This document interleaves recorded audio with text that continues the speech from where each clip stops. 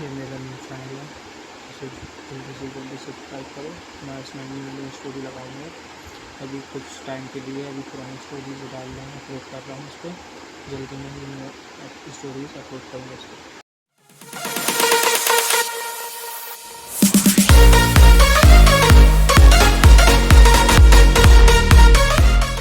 मैं ऐश हूँ, वो व्यक्ति जो 10 मीटर बड़े वाइवन पर सवार था और उसके पीछे 2 अन्य वाइवन थे। उसने खुद को राजा की तरह पेश किया। ईमानदारी से कहूं तो ये सब बहुत ही अजीब लग रहा था, खासकर आदित्य के लिए जो वास्तव में एक शासक था। मुझे माफ करें, आप फिर कौन हैं? आदित्य ने मजाकिया लहजे में कहा। इस नाम ने उसे धरती के एक खास एनीमे किरदार की याद दिला दी।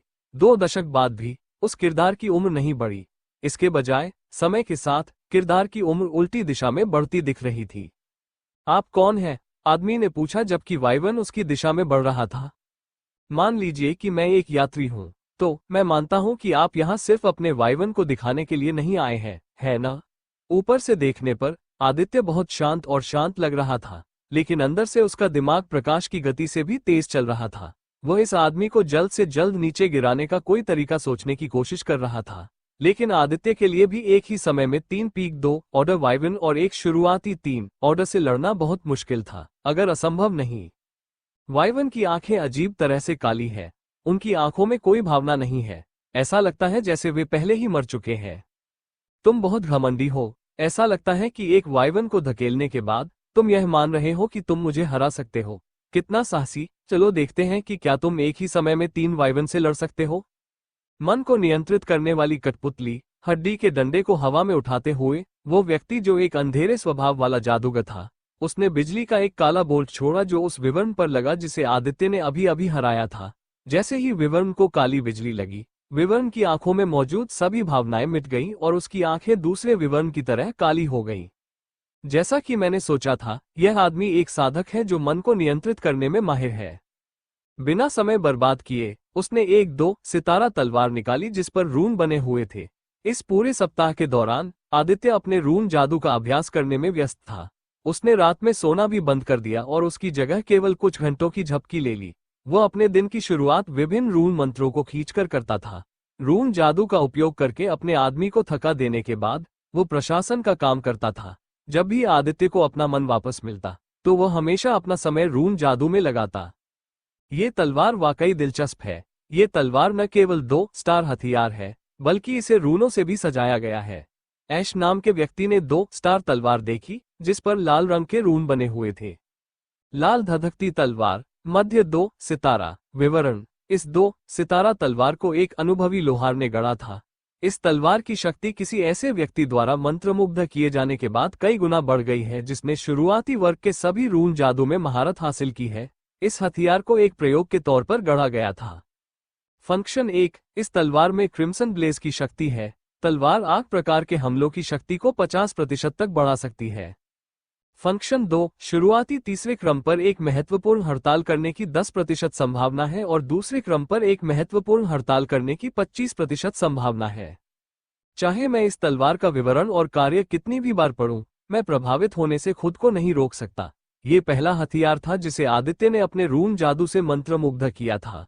चार्म ऑफ इन्फर्नो रून कौशल का उपयोग करते हुए कुछ असफलताओं के बाद वो अंततः 2 स्टार तलवार में अग्नि तत्व बफर जोड़ने में सक्षम था। निष्क्रिय कौशल चार्म ऑफ इन्फर्नो रून के कारण अतिरिक्त 10% अग्नि क्षति जोड़ी गई। ये तलवार तुम्हें ये कहां से मिली? ऐश नाम के आदमी ने उत्सुकता भरी नजर से पूछा। जब हम अपनी लड़ाई शुरू करने वाले हैं तो इस तरह का सवाल पूछने की क्या जरूरत है? बेटा, आज एक ड्रैगन एक छोटे ड्रैगन द्वारा मारा जाएगा। धमाका। 7 मीटर लंबे वाइवन ने बिना किसी भावना के आदित्य पर हमला किया। वे वाइवन मशीनों से अलग नहीं दिख रहे थे। तीनों वाइवन को गहरी सांस लेते और मुंह खोलते देखकर उसे पता चल गया कि वे दोनों तरफ से काली लपटों की लहरें उगलने वाले हैं। अपने प्रतिद्वंद्वी की योजना को समझते हुए आदित्य ने जल्दी से अपनी 2 सितारा तलवार को सामने से आ रहे 2 वाइवन पर फेंक दिया। वार के साथ लाल रंग की एक बड़ी आग की लपटें क्रिम्सन तलवार से निकलकर 2 वाइवन की ओर फूट पड़ी। ये जानते हुए कि पीछे से एक और हमला होने वाला है, उसने अपने कौशल क्रिम्सन ब्लेज का उपयोग करके अपने 2 मीटर लंबे ड्रैगन पंखों को लाल ज्वाला से ढक दिया। धमाका। पूरा गांव शॉकवेव और विस्फोट की आवाज से हिल गया। गांव का हर माजिन युद्ध को देख रहा था। चूंकि माजिन उड़ नहीं सकते, इसलिए वे उड़ने वाले दुश्मनों के सामने शक्तिहीन थे। हालांकि वे छाया में छिप सकते थे, लेकिन हवा में दुश्मन से लड़ना उनके बस की बात नहीं थी। ड्रैगन के पंखों को क्रिम्सन लॉ से ढकने से आदित्य को कोई नुकसान नहीं हुआ, क्योंकि उसका शरीर स्वाभाविक रूप से अपनी लपटों के प्रति प्रतिरोधी था। मुख्य रूप से उसके स्वर्गीय क्रिम्सन वंश के कारण अपनी पीठ को अपनी लॉ से ढककर वो पहले वाइवन के काले आग के हमले को रोकने में कामयाब रहा।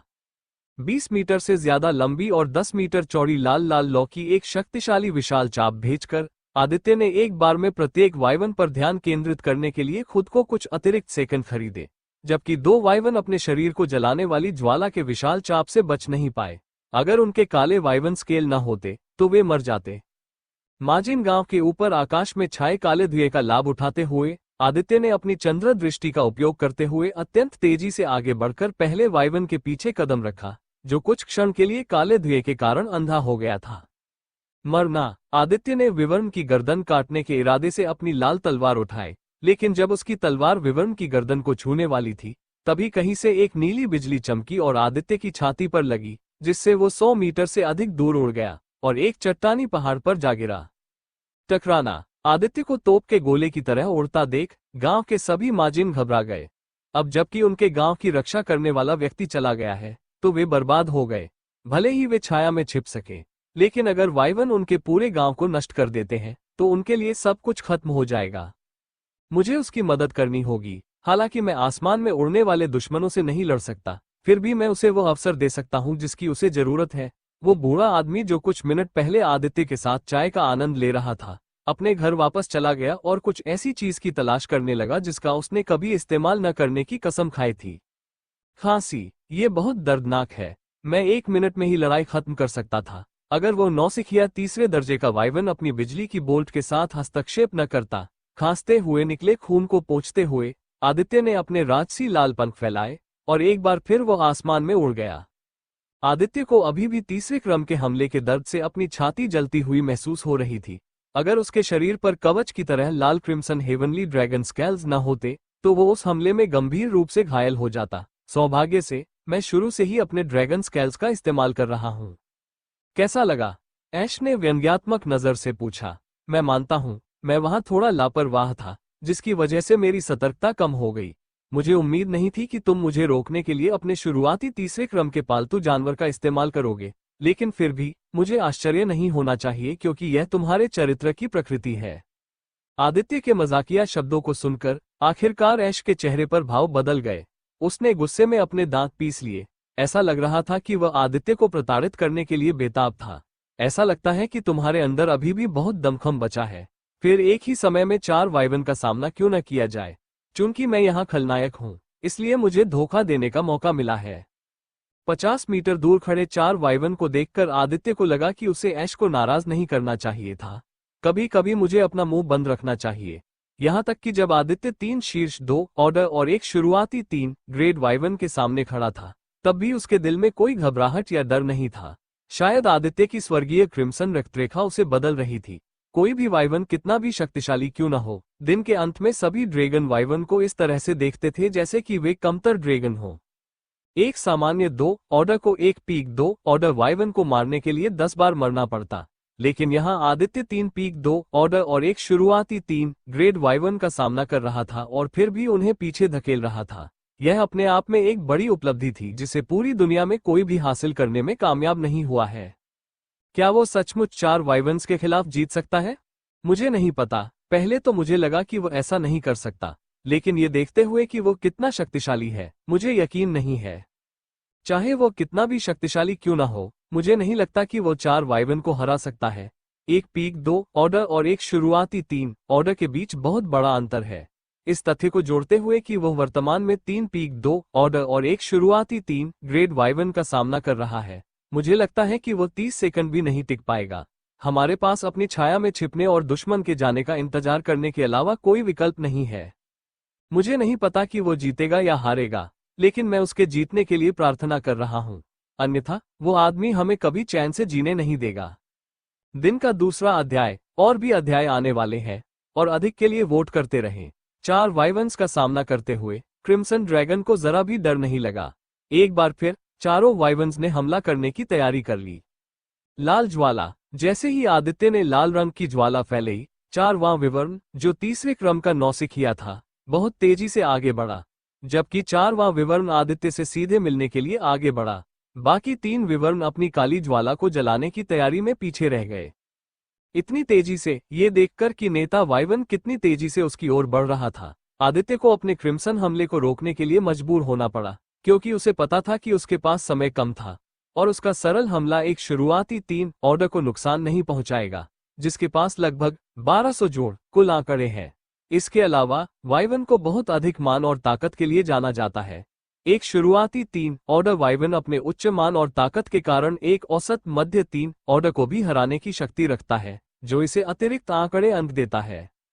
अपने विशालकाय 10 मीटर के शरीर के बावजूद ये बहुत तेज गति से आगे बढ़ रहा था। इससे पहले कि आदित्य कुछ समझ पाता, वाइवन पहले ही उसके सामने आ चुका था। जादुई हमलों का उपयोग करने के बजाय विवर्ण ने आदित्य को तिरस्कार से देखा और अपने तीखे दांतों से क्रिम्सन ड्रैगन को खत्म करने के लिए आगे बढ़ा। जैसे ही विवर्ण ने आदित्य को फाड़ने के इरादे से अपना मुंह खोला, उसने इस मौके का फायदा उठाते हुए विवर्ण के मुंह में पिघला हुआ वोल्ट दाग दिया। धमाका। हालांकि आदित्य की उम्मीदों के विपरीत उस पीड़ा भरे चेहरे को दिखाने के बजाय वाइवन ने अचानक बिजली की एक नीली चमक के साथ जवाब दिया, जिसने उसे एक बार फिर तोप के गोले की तरह उड़ा दिया, जिससे वो 50 मीटर से अधिक दूर तक उड़ गया और एक 10 मीटर के सपाट पत्थर से टकराया, जो प्रभाव से तुरंत टूट गया। टकराना, खांसी, फिर नहीं। आदित्य ने एक पल के लिए अपनी सतर्कता कम कर दी थी ताकि वह वाइवन के दर्द भरे चेहरे को देख सके, क्योंकि इससे पहले जब वाइवन ने आदित्य की ओर तिरस्कार से देखा था, तो उसे लगा कि एक ड्रैगन होने के नाते उसका गौरव किसी अन्य छोटे ड्रैगन को उसका मजाक उड़ाने की अनुमति नहीं देगा। संयुक्त राष्ट्र का महान भ्रम। संयुक्त राष्ट्र का महान भ्रम। इप्स जर्नल EU। मैं बिना पूरी ताकत लगाए इस वाइवन से नहीं लड़ सकता। वो पूरी ताकत से नहीं लड़ना चाहता था क्योंकि वो 61 घंटे से भी कम समय में होने वाली बड़ी लड़ाई के लिए अपनी ताकत बचाए रखना चाहता था। ऐसा नहीं है कि मेरे पास कोई और विकल्प है। इसके अलावा मैं उस छोटे ड्रैगन की उपहासपूर्ण और तिरस्कारपूर्ण निगाहों को बर्दाश्त नहीं कर सकता। आदित्य की जगह कोई भी ड्रैगन बहुत क्रोधित हो जाता अगर वो छोटे ड्रैगन को उन्हें उपहासपूर्ण नजर से देखता। माना जाता है कि वाइवन का ड्रैगन के साथ पैतृक संबंध था, लेकिन वे सच्चे ड्रैगन नहीं थे, उन्हें छोटे ड्रैगन माना जाता था। दैवी क्रोध का विस्फोट। बूम। घाटी में उपस्थित प्रत्येक व्यक्ति ने आदित्य के मुख से निकली अचानक भावना की लहर को महसूस किया। इससे पहले कि कोई समझ पाता कि क्या हो रहा है, आदित्य वापस आसमान की ओर तैरने लगा। हालांकि पिछली बार के विपरीत चंचल आदित्य बहुत पहले ही चला गया था। ऐसा लग रहा था जैसे आदित्य कोई और ही इंसान बन गया हो। उसकी शक्ल, आभा और स्वभाव को छोड़कर सब बदल गए थे। माजिन गांव में हर कोई जिस शांत आदित्य को देखता था और जिससे परिचित था, उससे अलग यह आदित्य बहुत ही जंगली और भयंकर लग रहा था। इस मौजूदा क्रिम्सन ड्रैगन में कुछ भी सौम्यता नहीं थी। क्या हुआ? ऐश नाम का आदमी, जो इस हमले के लिए जिम्मेदार था और 4 वाइवन को नियंत्रित कर रहा था, खुद को रोक नहीं पाया और जोर से पूछा। दुर्भाग्य से उसे और माजिन गांव के सभी लोगों को अपनी जिज्ञासा का जवाब क्रूर तरीके से मिलने वाला था। दहाड़। क्रिम्सन किंग के मुंह से एक शक्तिशाली दहाड़ निकली। दहाड़ इतनी तेज थी कि माजिन गांव के बुजुर्ग लोग बेहोश हो गए। गड़गड़ाहट की गड़गड़ाहट से स्वर्ग भी हिलने लगा, क्योंकि तूफानी बादल और भी अधिक अराजक हो गए। आदित्य के चेहरे पर पहले की सारी भावनाएं मिट गई थी और उनकी जगह एक ठंडा भाव आ गया था। उन लाल पुतलियों में ऐसी भयानक क्षमता थी कि वे किसी की भी आत्मा को हमेशा के लिए कांपने पर मजबूर कर सकती थी। ड्रैगन रूपांतरण। धमाका। घाटी में एक बार फिर से मैना की तेज लहर फैल गई। इस बार छोटे माजिन बच्चे भी घाटी में फैली लाल मैना को महसूस कर पा रहे थे। आदित्य के पूरे शरीर पर एक चमकदार लाल रोशनी चमकने लगी। लाल रोशनी इतनी तेज थी कि सिल्वर मेडो ग्रोव के गहरे हिस्से में रहने वाले जादुई जानवर भी एक स्वर्गीय राक्षस के जागने का एहसास कर पाए। माजिन गांव में हर कोई अपनी आंखें नहीं हटा पा रहा था। अपनी आंखों के सामने वे एक स्वर्गीय क्रिम्सन ड्रैगन के पहले पूर्ण ड्रैगन परिवर्तन को देख रहे थे। ये पूरी दुनिया अनगिनत सहस्राब्दियों के बाद एक स्वर्गीय क्रिम्सन ड्रैगन के जन्म का अनुभव कर रही थी। डिंग। मेजबान द्वारा अपने स्वर्गीय क्रिम्सन रक्तरेखा को सक्रिय करने और पहले पूर्ण ड्रैगन परिवर्तन से गुजरने के कारण मेजबान की रक्तरेखा के कारण कई निष्क्रिय कौशल संशोधित किए गए हैं। डिंग। दिव्य रोष का कौशल विस्फोट सक्रिय हो गया है। मेजबान के पास स्वर्गीय रक्तरेखा होने के कारण दिव्य रोष के कौशल विस्फोट को सक्रिय रखने के लिए आवश्यक मन को कम कर दिया गया है। डिंग। निष्क्रिय कौशल ब्लास्ट ऑफ डिवाइन फ्यूरी को होस्ट की क्रिम्सन हेवनली रक्तरेखा के कारण संशोधित किया गया है। डिंग, निष्क्रिय कौशल विस्फोट लहर भी संशोधित किया गया है। डिंग, निष्क्रिय कौशल मोल्टेन बोल्ट को संशोधित और बलपूर्वक विकसित किया गया है। डिंग, पिघला हुआ बोल्ट क्रिम्सन ब्लिंक में विकसित हो गया है। आदित्य से आने वाली लाल रोशनी ने अपना आकार बदलना शुरू कर दिया। मानव आकृति की रूपरेखा गायब होने लगी और आदित्य का शरीर आकार में बढ़ने लगा। उसके पंख पहले से कहीं ज्यादा लंबे होने लगे। उसकी भुजाएं बढ़ने लगी और बड़े बड़े पंजों में बदलने लगी। उसके सिर और गर्दन का आकार भी बढ़ने लगा। जब चमकदार लाल प्रकाश चमकना बंद हो गया, भले ही सभी 4 वाइवन ऐश के नियंत्रण में थे, क्रिम्सन के सामने खड़े थे, उन्होंने सहज रूप से क्रिम्सन ड्रैगन को प्रणाम करने के लिए अपने सिर नीचे करना शुरू कर दिया। तुम लोग क्या कर रहे हो? ऐश ने अपने नियंत्रण में रहने वाले वाइवन्स को क्रिम्सन ड्रैगन के सामने अपना सिर न झुकाने से रोकने के लिए अपने मन को नियंत्रित करने वाले मंत्र का उपयोग करने की कोशिश की। दादाजी, यह क्या चीज है? उस बाहरी व्यक्ति को क्या हुआ? एक छोटी सी मासूम माजिन बच्ची ने अपने दादाजी से यह सवाल पूछा। ये पौराणिक ड्रैगन है, वो जाति जो खाद्य श्रृंखला में सबसे ऊपर है। इस पूरी दुनिया में सबसे मजबूत जाति, हमारा उद्धारकर्ता आ गया है। इस बुजुर्ग माजिन की तरह कई अन्य माजिन ने क्रिम्सन ड्रैगन को अंतहीन सम्मान और प्रशंसा के साथ देखा। हर किसी के मन में एक ही विचार था और वह ये कि उनका उद्धारकर्ता आखिरकार आ गया है। यद्यपि माजिनों ने कभी ड्रैगन नहीं देखा था, फिर भी उनके पूर्वजों से प्राप्त कहानियों के आधार पर गांव के प्रत्येक बुजुर्ग माजिन को पता था कि यह प्राणी कौन था। जैकरी, जो अभी अभी भूमिगत कमरे से बाहर आया था, उसने तेज गर्जना सुनी और आदित्य से फैलती हुई चेतना को महसूस किया। क्रिम्सन ड्रैगन को देखा जो अभी अभी जागा हुआ प्रतीत हो रहा था। जैकरी लगभग घुटनों के बल बैठ गया क्योंकि जिस क्षण का वे इंतजार कर रहे थे वह आखिरकार आ गया। इंटेल उन्नति के साथ एआई तैयार हो जाए। इंटेल उन्नति के साथ एआई तैयार हो जाए। इंटेल, तो आखिरकार किंवदंतियां सच थी। इस समय ऐश को उन ग्रामीणों की परवाह नहीं थी जिन्हें वह मारने आया था। इसके बजाय उसका पूरा शरीर कांप रहा था क्योंकि क्रिम्सन प्राणी उसकी आंखों में घूर रहा था। ऐश से 100 मीटर दूर एक क्रिम्सन ड्रैगन था जिसकी ऊंचाई 5 मीटर थी। ऊर्ध्वाधर स्लिट वाली इसकी लाल पुतलियां किसी के भी दिल में डर पैदा करने की शक्ति रखती हैं। इसका पूरा शरीर लाल चमकदार क्रिम्सन तराजू से ढका हुआ था। तराजू इस दुनिया के किसी भी सोने से ज्यादा चमकते हुए दिखते हैं। इसकी गर्दन लंबी थी, इसकी रीढ़ पर लाल स्पाइक्स उग रहे थे और लाल तराजू इसे एक राजसी रूप दे रहे थे। बड़े और तीखे लाल पंजे जो किसी भी चीज को फाड़ सकते थे। बड़े और चमड़े के क्रिम्सन चमगादड़ जैसे पंख जो 3 मीटर से ज्यादा लंबे थे। केवल 5 मीटर की ऊंचाई के बावजूद क्रिम्सन ड्रैगन की उपस्थिति वाइवन्स को डराने के लिए पर्याप्त थी, जिनके वंशज यहाँ हैं। सहज रूप से छोटे ड्रैगन ने अपने सिर नीचे कर लिए और क्रिम्सन हेवनली ड्रैगन को देखने की हिम्मत नहीं की। तुम क्या हो? इस समय ऐश ने वह अहंकार खो दिया था जो उसे खलनायक जैसा दिखता था। अब वह एक ऐसे बच्चे की तरह लग रहा था जिसे एक राक्षस द्वारा धमकाया जा रहा था। वह अपने कांपते शरीर को रोक नहीं सका। उसका चेहरा और शरीर पसीने से लथपथ था। उस क्रिम्सन ड्रैगन के सामने होने से उसे ऐसा महसूस हो रहा था जैसे वह अपनी आत्मा को उन क्रिम्सन आग में जलते हुए देख रहा हो। मैं वो ड्रैगन हूं जिसके साथ तुम्हें खिलवाड़ नहीं करना चाहिए था, आदित्य ने गहरी आवाज में कहा। उसकी आवाज से ही घाटी में रहने वाले कमजोर जादुई जानवर डर से कांप उठते हैं। अगले ही पल एक लाल भाला जो पूरी तरह से लाल लौ से बना था, ऐश की ओर फेंका गया। ऐश ने हमले को रोकने के लिए सुरक्षात्मक मंत्रों का उपयोग करने की पूरी कोशिश की। उसके सामने 7 परत वाली बाधा बन गई, लेकिन जादू से 7 परत वाली बाधा बनाने के बावजूद ऐश सुरक्षित महसूस नहीं कर रहा था। दरार, धमाका, लाल रंग के भाले ने बिना रुके कांच की तरह 7 परतों को तोड़ दिया और आसानी से ऐश के पेट में मुट्ठी भर छेद कर दिया। खांसी, डिंग, आपने एक पीक एक ऑर्डर को मार दिया है। आपको कुछ अनुभव अंक प्राप्त हुए हैं। जैसे ही ऐश जमीन पर गिरा, चारों वाइवन की काली आंखें सामान्य हो गईं। होश में आने के बाद उन्होंने एक बार फिर से क्रिम्सन ड्रैगन के सामने अपना सिर झुका लिया। चूंकि वाइवन कमतर ड्रैगन थे, इसलिए ड्रैगन के प्रति अपना पूरा सम्मान दिखाना एक अलिखित नियम था। आदित्य कोई साधारण ड्रैगन नहीं था, वो स्वर्गीय क्रिम्सन ड्रैगन था। आदित्य के वंश के कारण वो किसी भी छोटे ड्रैगन को नियंत्रित कर सकता है। तीसरे क्रम के नौसिखिए वाइवन ने अपना सिर नीचे किया और सम्मानपूर्ण स्वर में बोला, महाराज, हमने आपको नाराज किया है। उस शापित इंसान की वजह से हम आपकी शक्ति को पहचानने में विफल रहे। हम मन नियंत्रण के जादू के प्रभाव में थे। हमने आपके साथ जो कुछ भी किया है उसके लिए हम क्षमा चाहते हैं। कृपया इन नीच सेवकों को माफ करें। हाँ, माफ कीजिए, यहाँ क्या हो रहा है? दोस्तों, इस उपन्यास के लिए वोट करते रहें। आज आखिरी दिन है, हमें जीतने के लिए जितने वोट मिल सकते हैं, हमें चाहिए। मैं आज बचे हुए 2 बोनस अध्याय अपलोड करूंगा और अगर हम 50 पावर स्टोन पा सके तो तीसरा अध्याय भी अपलोड करूंगा। यदि आपको यह उपन्यास पसंद है, तो इस उपन्यास को पावर स्टोन से सपोर्ट करें। जराका शहर से 9 किलोमीटर दूर इस्तारिन साम्राज्य की सीमाओं पर एक किला बनाया गया था। ये किला एक पहाड़ की चोटी पर बनाया गया था। इस्तारिन साम्राज्य को पर्वत श्रृंखलाओं के साम्राज्य के रूप में जाना जाता था।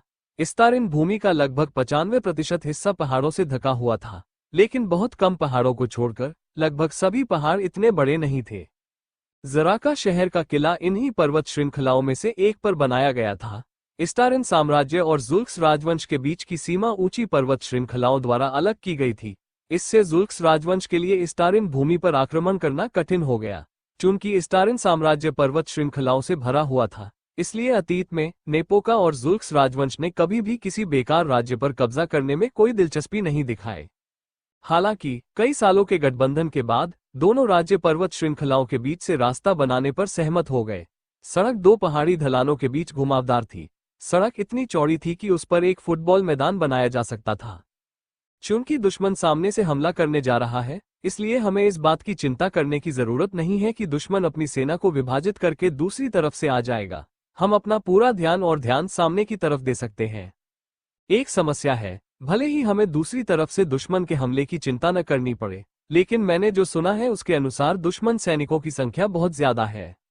आदित्य के बिना ही उसके साथ सेनापति 400 सैनिकों के साथ जराका शहर के किले में पहुंच गए थे, जो जुल्क्स राजवंश के खिलाफ उनकी पहली और सबसे महत्वपूर्ण रक्षा पंक्ति थी। आदित्य ने पहले ही जैन को अपने 7 सेनापतियों के आगमन के बारे में सूचित कर दिया था। यहां तक कि जैन ने भी कुछ नहीं कहा, लेकिन अंदर ही अंदर उसे लगा कि गुलाम जनरल बनने के लायक नहीं है। अगर लोगों को ये पता चल जाता तो इस्तारिन सेना की प्रतिष्ठा को बड़ा झटका लगता, लेकिन 7 जनरलों से मिलने के बाद जैन की उनके बारे में धारणा बदल गई। सिर्फ पीक एक ऑर्डर होने के बावजूद हर जनरल 2 ऑर्डर को हराने में पूरी तरह सक्षम था। सेना में सम्मान ताकत से आता है। अपने नए सहयोगियों को इतना मजबूत देखकर सभी सैनिक उनका सम्मान करने लगे जैसे वे जैन का करते थे। वर्तमान में 7 जनरलों की एक बैठक चल रही थी। जब अन्य लोग अपनी योजनाओं पर चर्चा कर रहे थे, तब हत्यारे विभाग का नेता नाथन बाहर घूम रहा था और यथासंभव अधिक से अधिक जानकारी एकत्र करने की कोशिश कर रहा था। युद्ध में उसकी भूमिका जानकारी एकत्र करना, हत्या करना और राज्य को छाया से बचाना था। यदि आप यहाँ हैं तो जराका शहर की सुरक्षा और देखभाल कौन कर रहा है? ठंडे और शांत जनरल हेनरी ने पूछा। मैंने अपनी मंगेतर को 5000 सैनिकों के साथ जराका शहर की रक्षा के लिए छोड़ दिया है। जैन ने बोलना समाप्त ही किया था कि परछाई से एक आकृति उभरी। नाथन, क्या तुम्हें कुछ मिला? डार्कल्फ और प्रथम डिवीजन के नेता स्कॉट ने पूछा। हमारे पास बुरी खबर है। इस मौसम में भी 30,000 सैनिकों का एक अग्रिम दल किले की ओर बढ़ रहा है। अग्रिम दल का कमांडर कोई और नहीं बल्कि जनरल डैरेन एलिस का दाहिना हाथ है। नाथन की बातें सुनकर सभी के चेहरे उदास हो गए। एक पल के लिए कोई कुछ नहीं बोला। ड्यूक सर्लेस द्वारा भेजी गई सेना अभी आनी बाकी थी, मतलब 20,000 सैनिकों को 30,000 की सेना का सामना करना था। ड्यूक रयान के पास पहले करीब 30,000 सैनिक थे, उनमें से 5,000 को महामहिम ने खत्म कर दिया, जबकि मुझे जराका शहर की रक्षा और सुरक्षा के लिए 5,000 सैनिक छोड़ने पड़े। इसका मतलब है कि हमें 20,000 सैनिकों के साथ 30,000 के दुश्मन से लड़ना होगा। मैं कहता हूं, ये 60,000 दुश्मन सैनिकों का सामना करने से कहीं बेहतर है। जब तक हम अपने हताहतों की संख्या को न्यूनतम रखते हैं, तब तक हमारे पास मुख्य दुश्मन सैनिकों का सामना करने के लिए भी पर्याप्त सैनिक हो सकते हैं। ईमानदारी से, मुझे नहीं पता कि यह एक वरदान है या कुछ और। लोमड़ी रानी इस एक सप्ताह में बहुत परिपक्व हो गई थी। अब वह अपने आकर्षण को और भी बेहतर तरीके से नियंत्रित कर सकती है। उसके हर शब्द में गर्व और गरिमा भरी हुई थी। तो हमें जल्दी जीत का लक्ष्य रखना होगा।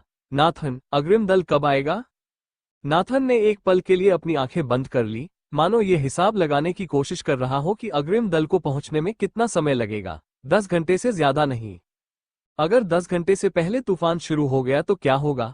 सभी ने अंबर को आश्चर्य से देखा। अगर तूफान शुरू हो गया तो हम और हमारे सैनिक किले में शरण ले सकते हैं, लेकिन अग्रिम दल के पास शरण लेने का कोई रास्ता नहीं होगा। मुझे नहीं पता कि दुश्मन जनरल कोई बड़ा जुआ खेल रहा है या उसे बहुत ज्यादा भरोसा है। किसी भी तरह, अगर तूफान शुरू हो गया तो हम इस लड़ाई में बहुत बड़ा फायदा उठाएंगे। तूफान की वजह से अग्रिम सेना थक जाएगी और थक जाएगी। हम बहुत कम हताहतों के साथ 30,000 थके हुए सैनिकों की सेना को आसानी से मार सकते हैं। टायलर ने आसमान की ओर देखा जो काले बादलों से ढका हुआ था। हमें उम्मीद करनी चाहिए कि प्रकृति इस युद्ध में हमारी मदद करेगी, अन्यथा जीतने की संभावना बहुत कम होगी। जैसा कि सभी ने उम्मीद और प्रार्थना की थी, 8 घंटे बाद आखिरकार तूफान शुरू हो गया। तूफान शुरू होते ही सभी सैनिकों को किले में शरण लेने का आदेश दिया गया। गड़गड़ाहट, तूफान के साथ साथ तेज गड़गड़ाहट की आवाजें भी सुनाई दे रही थीं।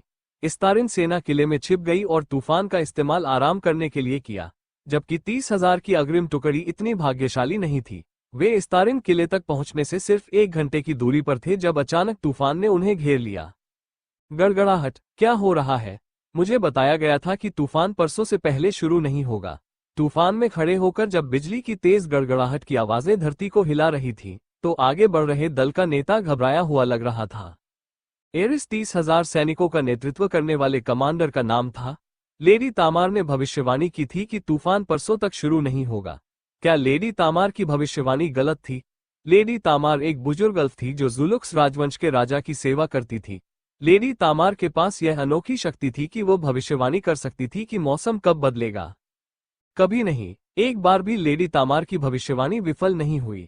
यही कारण है कि ये जानने के बाद कि तूफान परसों तक शुरू नहीं होगा, एरिस को जराका किले पर कब्जा करने के लिए कुल सेना के आधे हिस्से का नेतृत्व करने की जिम्मेदारी दी गई थी, ताकि जब तूफान खत्म हो जाए तो मुख्य सेना आकर इस्तारिन साम्राज्य पर पूर्ण पैमाने पर युद्ध शुरू कर सके। सर, शायद लेडी तामार की भविष्यवाणी गलत नहीं है, ये कुछ बाहरी ताकतों का काम था। बेवकूफ, बकवास मत करो। मैंने कभी किसी ऐसे व्यक्ति के बारे में नहीं सुना जो मौसम को नियंत्रित कर सकता हो। अगर कुछ लोग मौसम को नियंत्रित भी कर सकते हैं, तो वे आदित्य की मदद क्यों करेंगे? इससे भी महत्वपूर्ण बात यह है कि यह उन चीजों के बारे में बात करने का समय या स्थान नहीं है जो अब मायने ही नहीं रखती। कमांडर, हमें क्या करना चाहिए? सैनिकों को तूफान का विरोध करने में कठिनाई हो रही है। पृथ्वी पर तूफानों के विपरीत इस दुनिया का तूफान 10 गुना अधिक शक्तिशाली था। इस दुनिया में मन की उपस्थिति के कारण इस दुनिया का हर पदार्थ मन से प्रभावित होता है। मौसम और वातावरण भी इसका अपवाद नहीं थे। जबकि द्वितीय श्रेणी के साधक अभी भी बिना अधिक प्रयास के तूफान को सहन कर सकते हैं, प्रथम श्रेणी के साधक, जिनमें से अधिकांश सैनिक थे, कठिन समय से गुजर रहे थे। हम पहाड़ों में हैं, हमारे लिए शरण लेने के लिए कोई जगह नहीं है। इस समय वापस जाना असंभव है। मुझे ये भी नहीं पता कि इस स्थिति में क्या करना है। एरिस नामक कमांडर को आगे बढ़ने और अपने थके हुए सैनिकों के साथ दुश्मन को हराने के लिए एक बड़ा जोखिम उठाने के अलावा कोई रास्ता नहीं दिख रहा था। हम आगे बढ़ते रहेंगे, पीछे मुड़ने या यहाँ प्रतीक्षा करने के बजाय हम अपना मार्च जारी रखेंगे और किले पर हमला करेंगे। हमारी 30,000 की संख्या इस्तारिन सैनिकों को हराने और उनके किले में शरण लेने के लिए पर्याप्त से अधिक है। कोई भी कमांडर के आदेश की अवहेलना नहीं कर सकता। एरिस के आदेश के साथ सभी सैनिकों को इस तूफान में भी अपना मार्च जारी रखने के लिए मजबूर होना पड़ा। तूफान के कारण उनकी गति धीमी हो गई थी। भले ही एरिस ने ये शब्द कहे हों, लेकिन कहीं न कहीं उसके दिल में ये बात थी कि किले में शरण लिए हुए इस्तारिन सैनिकों को हराना बेहद मुश्किल होगा। एरिस जानता था कि यही उसका एकमात्र विकल्प था। पीछे मुड़ने और वापस जाने का विकल्प उसके दिमाग में भी नहीं आया, क्योंकि सैनिकों के लिए दूरी संभालना बहुत मुश्किल था। इस तेज हवा और बारिश में हर प्रथम श्रेणी का सैनिक अपने शरीर को मैना की एक परत से सुरक्षित कर रहा था। मैना की परत हवा के दबाव को थोड़ा कम कर रही थी। हर बीतते सेकंड के साथ सैनिक अपना मैना खो रहे थे, जिससे वे थक रहे थे। आशा करते हैं कि यह जोखिम काम करेगा।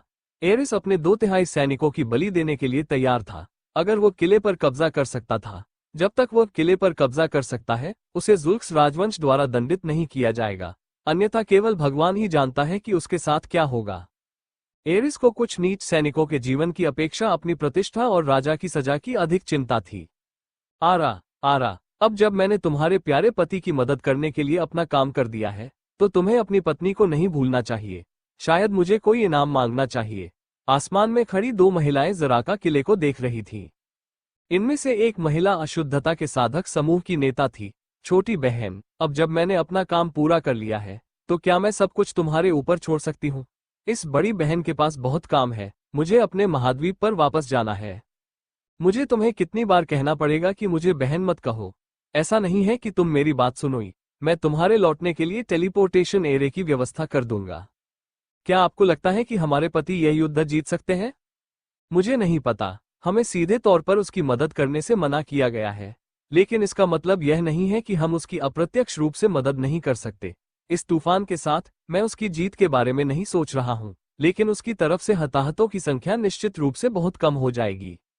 मैं वास्तव में उससे मिलना चाहता हूं। मुझे आश्चर्य है कि वो कितना बदल गया है। इस सप्ताह का तीसरा बोनस अध्याय एक और आने वाला है। अधिक अध्यायों के लिए वोट करें। मैं वास्तव में उससे मिलना चाहती हूं। मुझे आश्चर्य है कि वो कितना बदल गया है। महिला ने सफेद पोशाक पहन रखी थी और गिल्ड लीडर की तरह ही उसने भी अपना चेहरा छिपा रखा था। हमें यहां से चले जाना चाहिए। अगर किसी ने हमें देख लिया तो समस्याएं और बढ़ जाएंगी। अगले ही पल दोनों आकृतियां आसमान से गायब हो गईं। मानो भगवान की यही इच्छा थी। जब 30,000 थके हारे सैनिक किले में पहुंचे तो तूफान धीमा पड़ चुका था।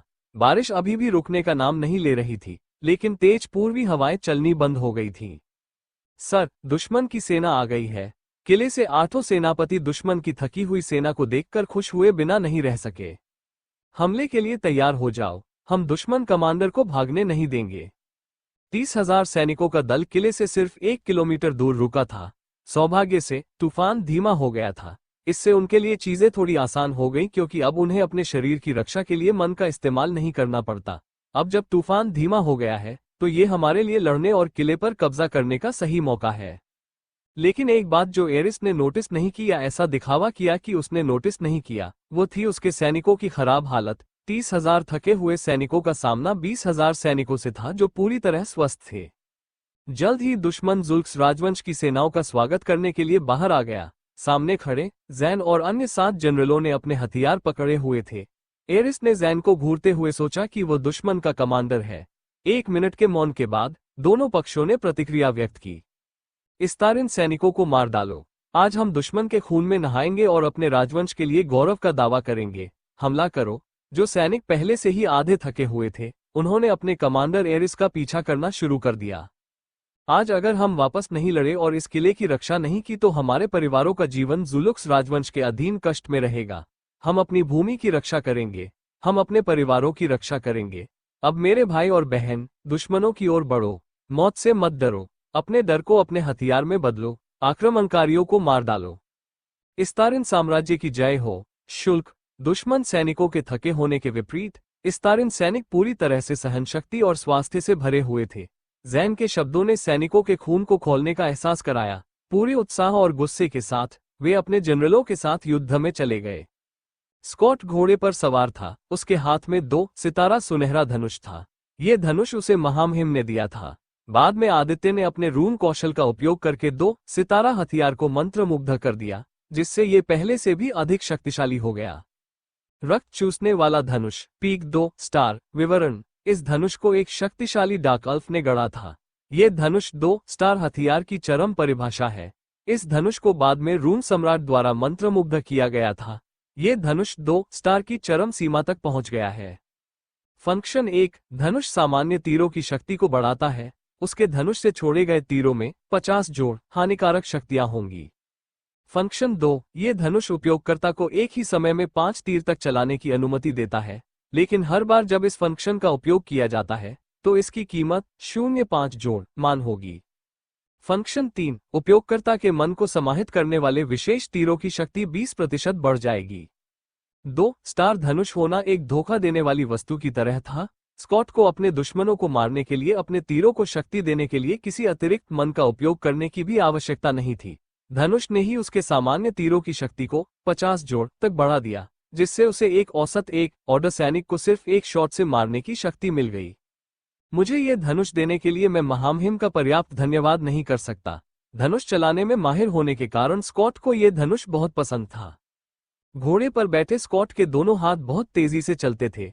हर बार वो एक तीर पकड़ता और एक सैनिक को मार गिराता। उसका एक भी निशाना चूकता नहीं था। तीर कभी उसके सहयोगियों को नहीं लगे। टकराना। हालांकि बारिश में तीर चलाना उसके लिए थोड़ा मुश्किल था, क्योंकि बारिश उसके तीरों की दिशा और दूरी को प्रभावित कर रही थी। हालांकि इसका असर इतना बड़ा नहीं था, लेकिन जो व्यक्ति पूरी तरह से सटीक निशाना लगाता था, उसके लिए ये परेशानी वाली बात थी।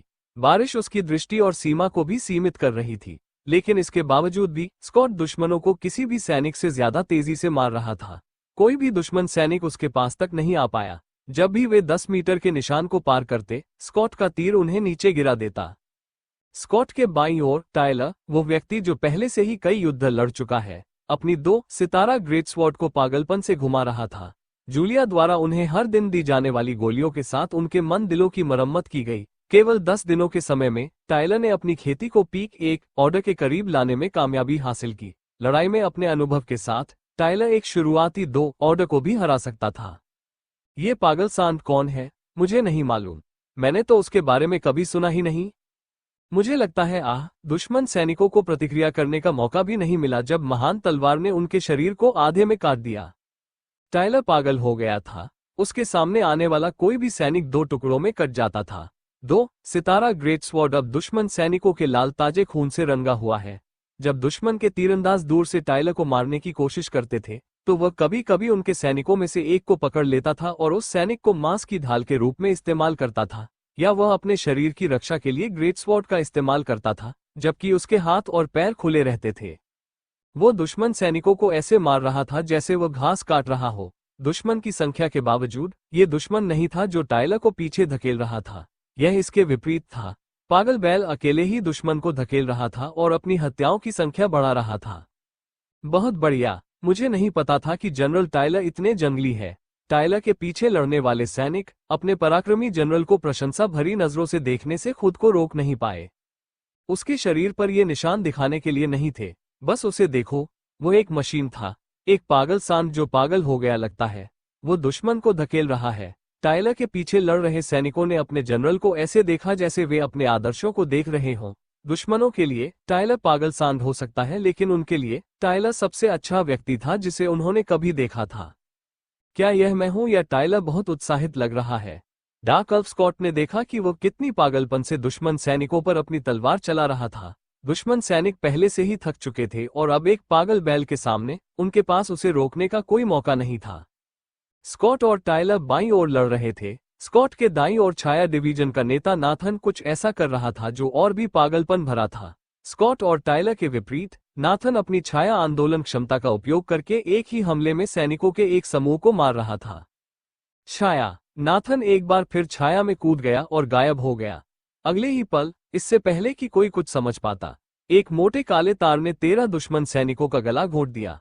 नाथन छाया से बाहर आया और तार को खींच दिया, जिससे 13 सैनिकों के शरीर टुकड़ों में कट गए।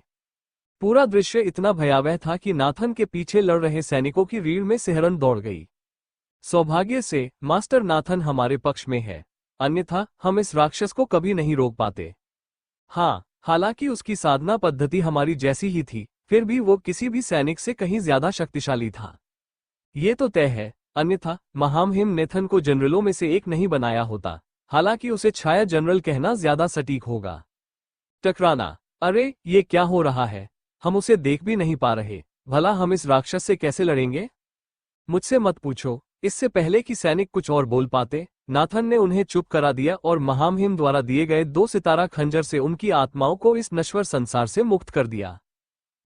टकराना। जब धरती थोड़ी हिली तो नाथन को रुकना पड़ा।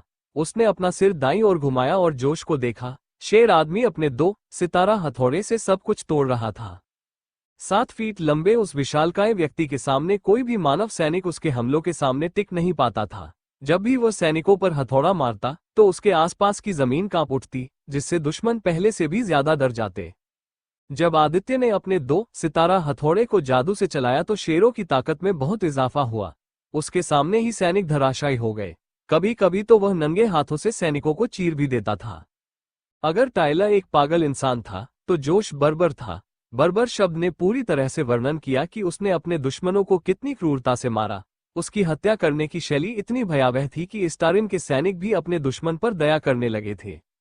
सामान्य समय में जोश एक सहज और मजेदार व्यक्ति होता, लेकिन जब वह युद्ध के मैदान में कदम रखता तो ऐसा लगता था कि वह खुद ही बदल गया है। उसके अंदर से अंतहीन बर्बरता निकल रही थी। मैं कभी भी जनरल जोश का दुश्मन नहीं बनना चाहूंगा। सिर्फ तुम ही नहीं, कोई भी जो उसकी क्रूर लड़ाई शैली को देखता है वो उसके साथ उलझना नहीं चाहेगा। बाईं ओर स्कॉट, टायलर, नाथन और जोश आगे बढ़कर दुश्मन को पीछे धकेल रहे थे। भले ही वे चारों केवल प्रथम श्रेणी के थे, लेकिन उनके दुश्मनों को ऐसा लग रहा था कि वे द्वितीय श्रेणी के लोगों का सामना कर रहे हैं। हालांकि दाईं ओर की कहानी थोड़ी अलग थी। अंडरस्कोर। इस सप्ताह का चौथा बोनस अध्याय। सभी वोट और समर्थन के लिए धन्यवाद। मैं इस उपन्यास को आप सभी द्वारा दिए गए हर एक पावर स्टोन की सराहना करता हूं। मुझे उम्मीद है कि आप सभी इस उपन्यास को पढ़ना जारी रखेंगे। कुछ ही घंटों में एक और अध्याय आ रहा है। दूसरी तरफ हेनरी और एलेनो एक साथ दुश्मनों को मार रहे थे। दूसरों के विपरीत हेनरी और एलेनो की हत्या की गति इतनी तेज नहीं थी। वे दोनों लड़ाई के बाद के हिस्से के लिए अपनी ताकत बचाने की कोशिश कर रहे थे। दाईं ओर की लड़ाई कम अराजक थी। हालांकि एम्बर एक अलग कहानी थी। रॉयल फॉक्स क्वीन वंश के जागरण के साथ उसके आंकड़ों में भारी उछाल आया है। वो अब मिड 2 ऑर्डर से लड़ सकती है। सभी में से एम्बर की चपलता सबसे अधिक थी। वो अपनी चपलता के लिए जानी जाती थी। अपने वंश के जागरण के साथ वो अग्नि तत्व को भी जगाने में सफल रही, जिससे उसे अग्नि प्रकार की तकनीक सीखने की क्षमता मिली। एम्बर एकमात्र व्यक्ति थी जो शरीर और जादुई दोनों रास्तों की खेती कर रही थी। जूलिया द्वारा दी गई गोलियों और उसकी कड़ी मेहनत की बदौलत एम्बर की खेती की गति इस दुनिया की प्रतिभाओं से मुकाबला करने के लिए काफी तेज थी। आदित्य द्वारा रून जादू से अभिमंत्रित 2 सितारा घुमावदार खंजर को पकड़े हुए अंबर दुश्मन सैनिकों के पीछे दिखाई दिया। अब यह देखने का समय है कि यह खंजर कितना कुछ कर सकता है। वध का दूत पीक 2 स्टार खंजर। विवरण: एक विशेष प्रकार का खंजर जिसे एक अनुभवी लोहार ने गढ़ा था। इस खंजर को बाद में रून जादू से मंत्रमुग्ध किया गया, जिससे वध के दूत की रैंक और शक्ति में और सुधार हुआ। फंक्शन 1: वध का दूत अग्नि प्रकार के हमलों की शक्ति को 10% तक बढ़ा सकता है। खंजर मेजबान को किसी भी दूसरे क्रम के प्राणी से अग्नि प्रकार के हमलों के खिलाफ 20% प्रतिरोध देता है। फंक्शन 2: खंजर को एक अनोखे जहर से लेपित किया गया है। 80% किसी भी दूसरे क्रम या निचले क्रम के प्राणियों को जहर देने की संभावना। 5% तीसरे क्रम के साधक को जहर देने की संभावना। जहर उन लोगों के खिलाफ काम नहीं करेगा जिनके पास जहर प्रतिरोधी कौशल है। स्वूश! एम्बर ने दुश्मन सैनिकों पर पीछे से हमला करना शुरू कर दिया। उसकी गति इतनी तेज थी कि कोई भी सैनिक उसे आते हुए नहीं देख पाया। वो सैनिकों की भीड़ में बिजली के सांप की तरह आगे बढ़ी। जब वो किसी सैनिक के पास से गुजरती तो 1 या 2 सेकंड बाद दूसरे सैनिक उस सैनिक को मृत पाते और उसके गले पर कट लगा होता। तारा विस्फोट! खुद को दुश्मन सैनिकों से घिरा हुआ पाकर एम्बर ने आग से एक पीले सोने का तारा बनाया। ज्वाला तारा 10 मीटर आकार का था। अपने सिर के ऊपर हमला देखकर कई लोगों ने एम्बर को कम स्तर के हमलों से रोकने की कोशिश की, जिसे उसने अपनी चपलता का उपयोग करके आसानी से टाल दिया। बूम! आग से बने 10 मीटर बड़े सुनहरे तारे को पीछे छोड़ते हुए अंबर 100 मीटर दूर प्रकट हुई और उसने पीछे मुड़कर उस जोरदार विस्फोट को देखने की जहमत नहीं उठाई, जिसने तुरंत 100 सैनिकों की जान ले ली तथा उसने हत्या करना जारी रखा। पूरी लड़ाई एक तरफा नरसंहार थी। जुल्क्स राजवंश की सेना पहले से ही थक चुकी थी। कई के पास तो कोई मंत्र इस्तेमाल करने के लिए भी मन नहीं था। इससे इस्टारिन साम्राज्य के सैनिकों को मौका मिल गया। दुश्मन की थकावट का फायदा उठाते हुए उन्होंने लगातार हमला करने वाले मंत्र छोड़े। आदित्य द्वारा भेजे गए 7 निजी जनरलों के साथ युद्ध जल्द ही एक तरफा नरसंहार में बदल गया। जुल्क्स राजवंश की सेना को बचाव करते हुए पीछे धकेला जा रहा था। कई लोग खुद को ठीक से बचाने के लिए भी संघर्ष कर रहे थे। अपनी भारी संख्या के बावजूद वे इस्तारिन सैनिकों से अभिभूत थे। ये बुरा है। अगर यह जारी रहा तो मैं ये लड़ाई हार जाऊंगा। एरिस को एहसास हुआ कि क्या हो रहा था। वो स्पष्ट रूप से जानता था कि एक थकी हुई सेना को लड़ाई में लाना एक स्पष्ट गलती थी। उसे और अधिक सोचना चाहिए था और सैनिकों को आराम करने देना चाहिए था। 30 मिनट भी नहीं बीते थे और जुल्क्स राजवंश की आधी से ज्यादा सेना मर चुकी थी। मुझे भागना होगा। इस्तारिन सैनिकों में से एक को मारने के बाद एरिस ने अपना घोड़ा घुमाया और उसी दिशा में चलना शुरू कर दिया जिधर से वो और उसकी सेना आई थी। जैन जो दुश्मन पर नजर रखे हुए था, उसने एरिस को भागते हुए देखा। उसने तुरंत चिल्लाकर सबको बता दिया, दुश्मन कमांडर भाग रहा है, उसे रोको। जो कोई भी दुश्मन कमांडर को मारेगा उसे विशेष इनाम मिलेगा।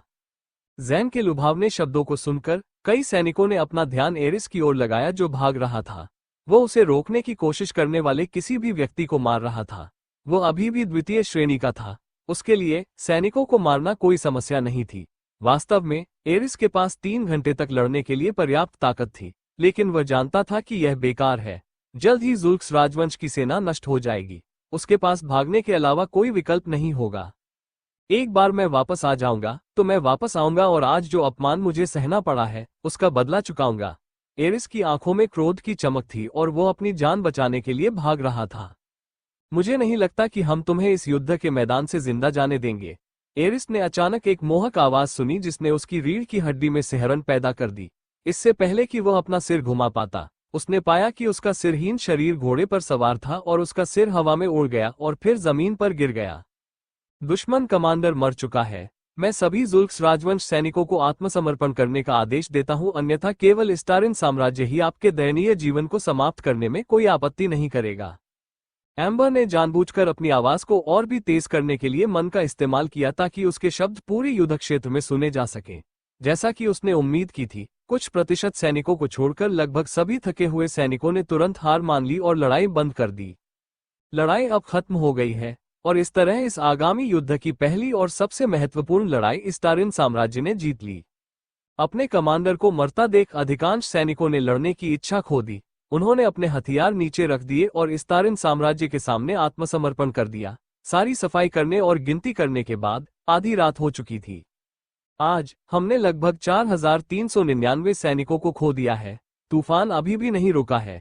युद्ध के मैदान को साफ करना और लाशों का निपटान करना बहुत मुश्किल था।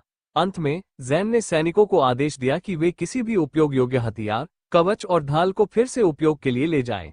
ज़ैन के पास सभी मृत सैनिकों को मिट्टी की एक परत के साथ दफनाने के अलावा कोई विकल्प नहीं था। हमने कितने जुलुक्स राजवंश के सैनिकों को पकड़ा? स्कॉट डाकल्फ ने जादुई जानवरों के मांस से बने सूप को खाते हुए पूछा। सामान्य जानवरों के विपरीत, जादुई जानवरों के मांस में मैना भरपूर मात्रा में होता है। जादुई जानवरों का मांस खाने से साधक के शरीर को कई लाभ होते हैं। उनमें से एक लाभ ये था कि इससे साधकों को जल्दी ठीक होने में मदद मिलती थी।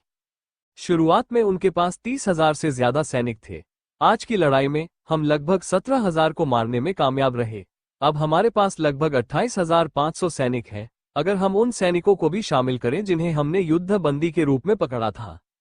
अगर पकड़े गए सैनिक भागने की कोशिश करें तो क्या होगा? उनकी संख्या बहुत ज्यादा है, हेनरी ने ठंडे लहजे में पूछा। अब तक सभी को हेनरी के ठंडे रवैये की आदत हो चुकी थी।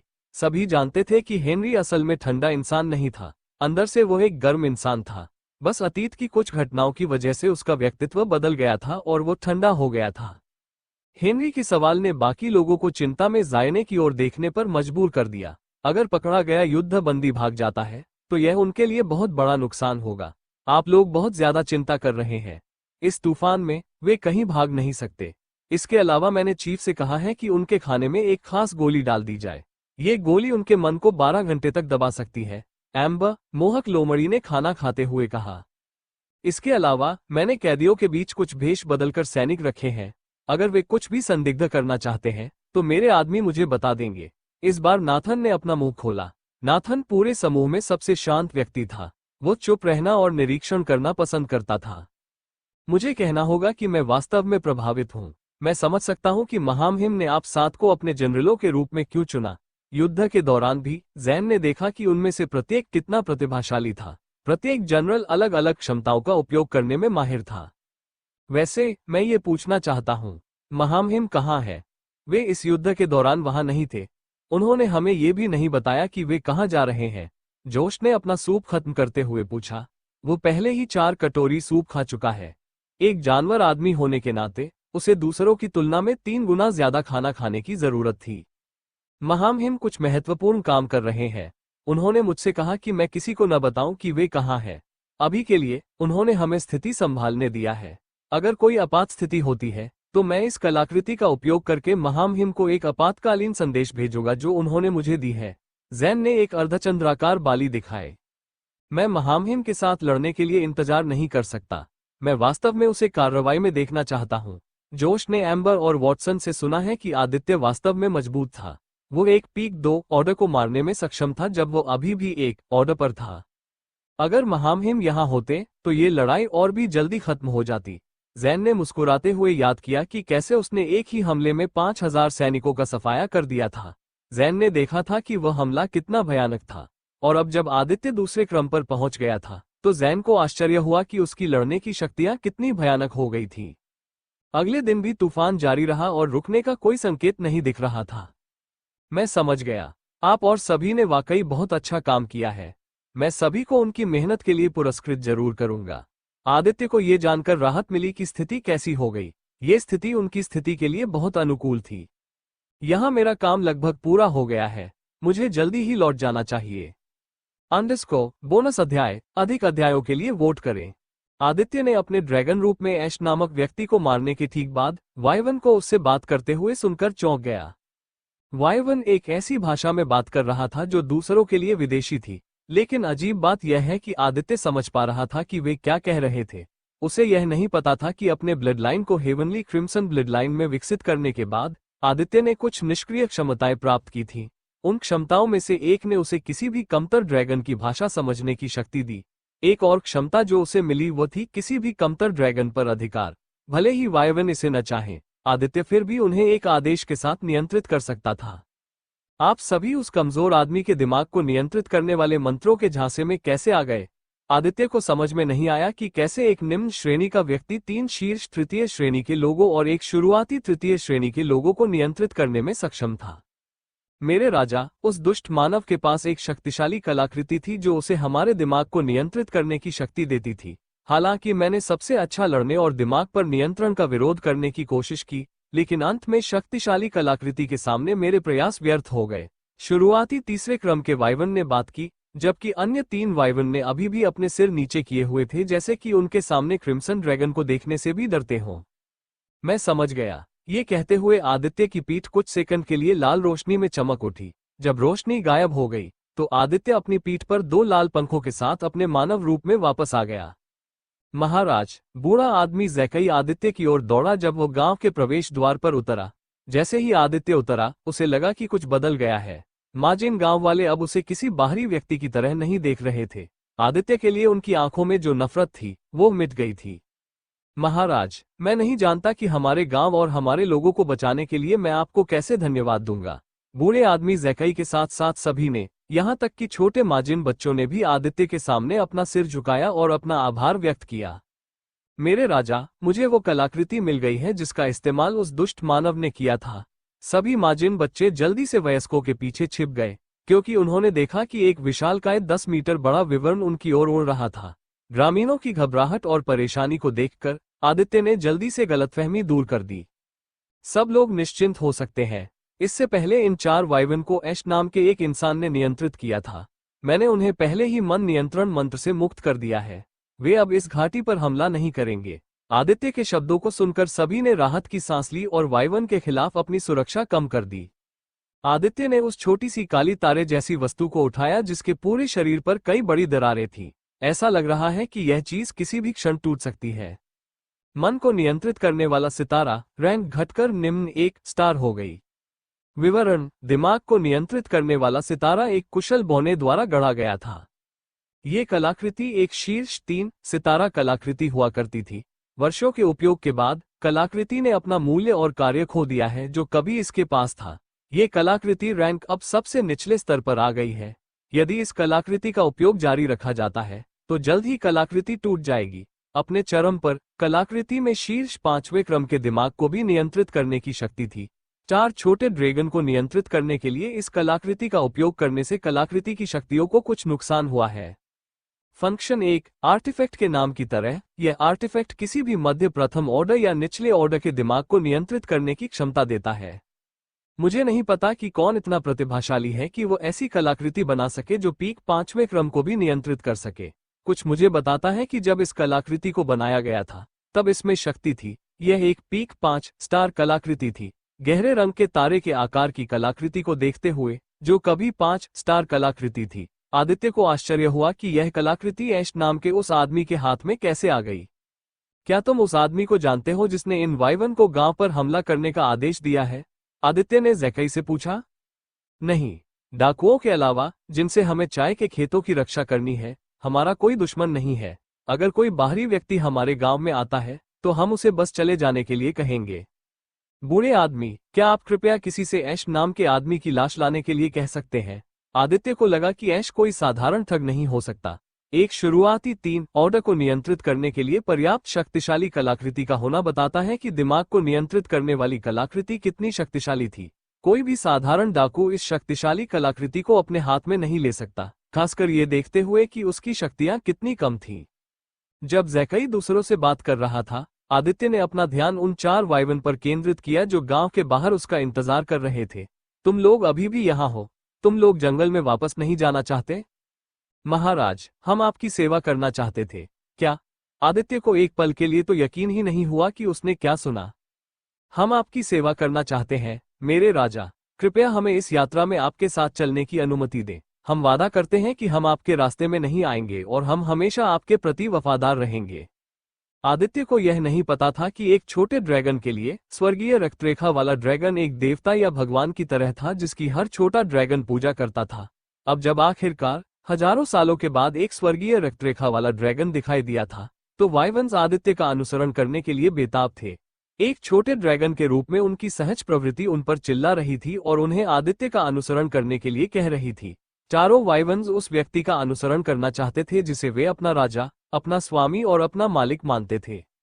अच्छा, मेरे पीछे 3 शीर्ष द्वितीय श्रेणी के वाइवन और एक शुरुआती तृतीय श्रेणी के वाइवन होने से मुझे इस युद्ध में बढ़त मिलेगी। मेरे पास भरोसा करने के लिए एक तृतीय श्रेणी का प्राणी भी होगा। आदित्य को वाइवन की उसके पीछे आने की इच्छा को अस्वीकार करने का कोई कारण नहीं मिला। बहुत अच्छा। और इस तरह आदित्य को अपने अनुयायियों के रूप में 4 शक्तिशाली जादुई जानवर प्राप्त हुए। आखिरकार यहाँ आना समय की बर्बादी नहीं थी। इस यात्रा में मैंने कुछ चीजें हासिल की हैं जो भविष्य में मेरे लिए बहुत मददगार साबित होंगी। जब आदित्य वाइवन्स के साथ बात कर रहा था, तो गांव का मुखिया उसके पास आया। महाराज, हमने उस आदमी की लाश वापस खरीद ली है। धन्यवाद। आदित्य और ज़ैकई दोनों गांव की ओर वापस जा रहे थे। बूढ़े आदमी, मुझे बताओ कि क्या तुमने हमारे गांव में कोई कीमती चीज छिपा रखी है? कोई ऐसी कीमती चीज जिसकी वजह से इस आदमी ने तुम्हारे गांव पर हमला किया? आदित्य की बातें सुनकर बूढ़े आदमी को कुछ समझ में आया और वह रुक गया। तुम्हारी शक्ल देखकर मुझे यकीन है कि तुम इस गांव में कुछ बहुत कीमती चीज छिपा रहे हो। मैं यह नहीं पूछूंगा कि वो कीमती चीज क्या थी, लेकिन ये जान लो कि एक कमजोर एक ऑर्डर के पास एक ऐसी कलाकृति होना जो एक शुरुआती 3 ऑर्डर वाइवन को नियंत्रित करने के लिए पर्याप्त मजबूत हो, ऐसी चीज नहीं है जिसे हल्के में लिया जाना चाहिए। तुम्हें पता होना चाहिए कि मैं क्या इशारा कर रहा हूं। बूढ़ा आदमी अभी भी इस तथ्य को पचा नहीं पा रहा है कि उनके गांव का सबसे बड़ा रहस्य किसी बाहरी व्यक्ति को पता चल गया है। उस वस्तु का मूल्य इतना अधिक है कि हमलावर उस वस्तु को पाने के लिए पूरे माजिन गांव को मारने से भी नहीं हिचकिचाएंगे। आदित्य ज़ैचरी को चेतावनी दे रहा था। इस बिंदु पर उन दोनों को 90% यकीन था कि गांव पर एक और हमला होगा, और ये तब तक जारी रहेगा जब तक कि ऐश के पीछे के लोग गांव में छिपी कीमती वस्तु को अपने हाथ में नहीं ले लेते। बूढ़े आदमी ज़ैचरी को भी एहसास हुआ कि उनके हमले के पीछे जो लोग हैं उनकी ताकत को कम करके नहीं आंका जा सकता। आज उन्होंने एक शुरुआती तीसरे क्रम का उपयोग करके हमला किया है, कल वे एक शीर्ष तीसरे क्रम का उपयोग करके हमला कर सकते हैं। उस समय आदित्य अपने गांव को बचाने के लिए वहां नहीं होगा। महाराज, क्या आपके पास हमारी समस्या का कोई समाधान है? आप अपने गांव का स्थान बदलने की कोशिश कर सकते हैं, यानी किसी दूसरी जगह पर चले जाएं जहां वे लोग आपको ढूंढ न पाएं। यह एकमात्र सबसे सुरक्षित और सबसे प्रभावी विकल्प है जिसके बारे में मैं वर्तमान में सोच सकता हूं। मुझे पता है कि मेरे शब्द क्रूर लग सकते हैं। आपने सदियों से इस जगह को अपना घर कहा है, लेकिन अपने लोगों को सुरक्षित रखने के लिए मुझे लगता है कि आपके पास यही एकमात्र उपाय है। वर्तमान में आदित्य युद्ध का सामना कर रहा था। वो इस गांव की देखभाल करने के लिए हर समय यहां नहीं रह सकता। जहां तक गांव की रखवाली के लिए वाइवन को छोड़ने की बात है, यह विचार उसके दिमाग में कभी नहीं आया। आदित्य को पहले अपने हित के बारे में सोचना होगा। 4 वाइवन इस्टारिन सेना के लिए एक महान शक्ति बन जाएंगे। ऐसा कोई तरीका नहीं था जिससे आदित्य 4 वाइवन को एक ऐसे गांव की रखवाली करने के लिए छोड़ दे जो उसके क्षेत्र में भी नहीं आता है। कुछ सोचने के बाद ज़ैकई ने पीढ़ियों से चली आ रही मिथक पर भरोसा करने का फैसला किया।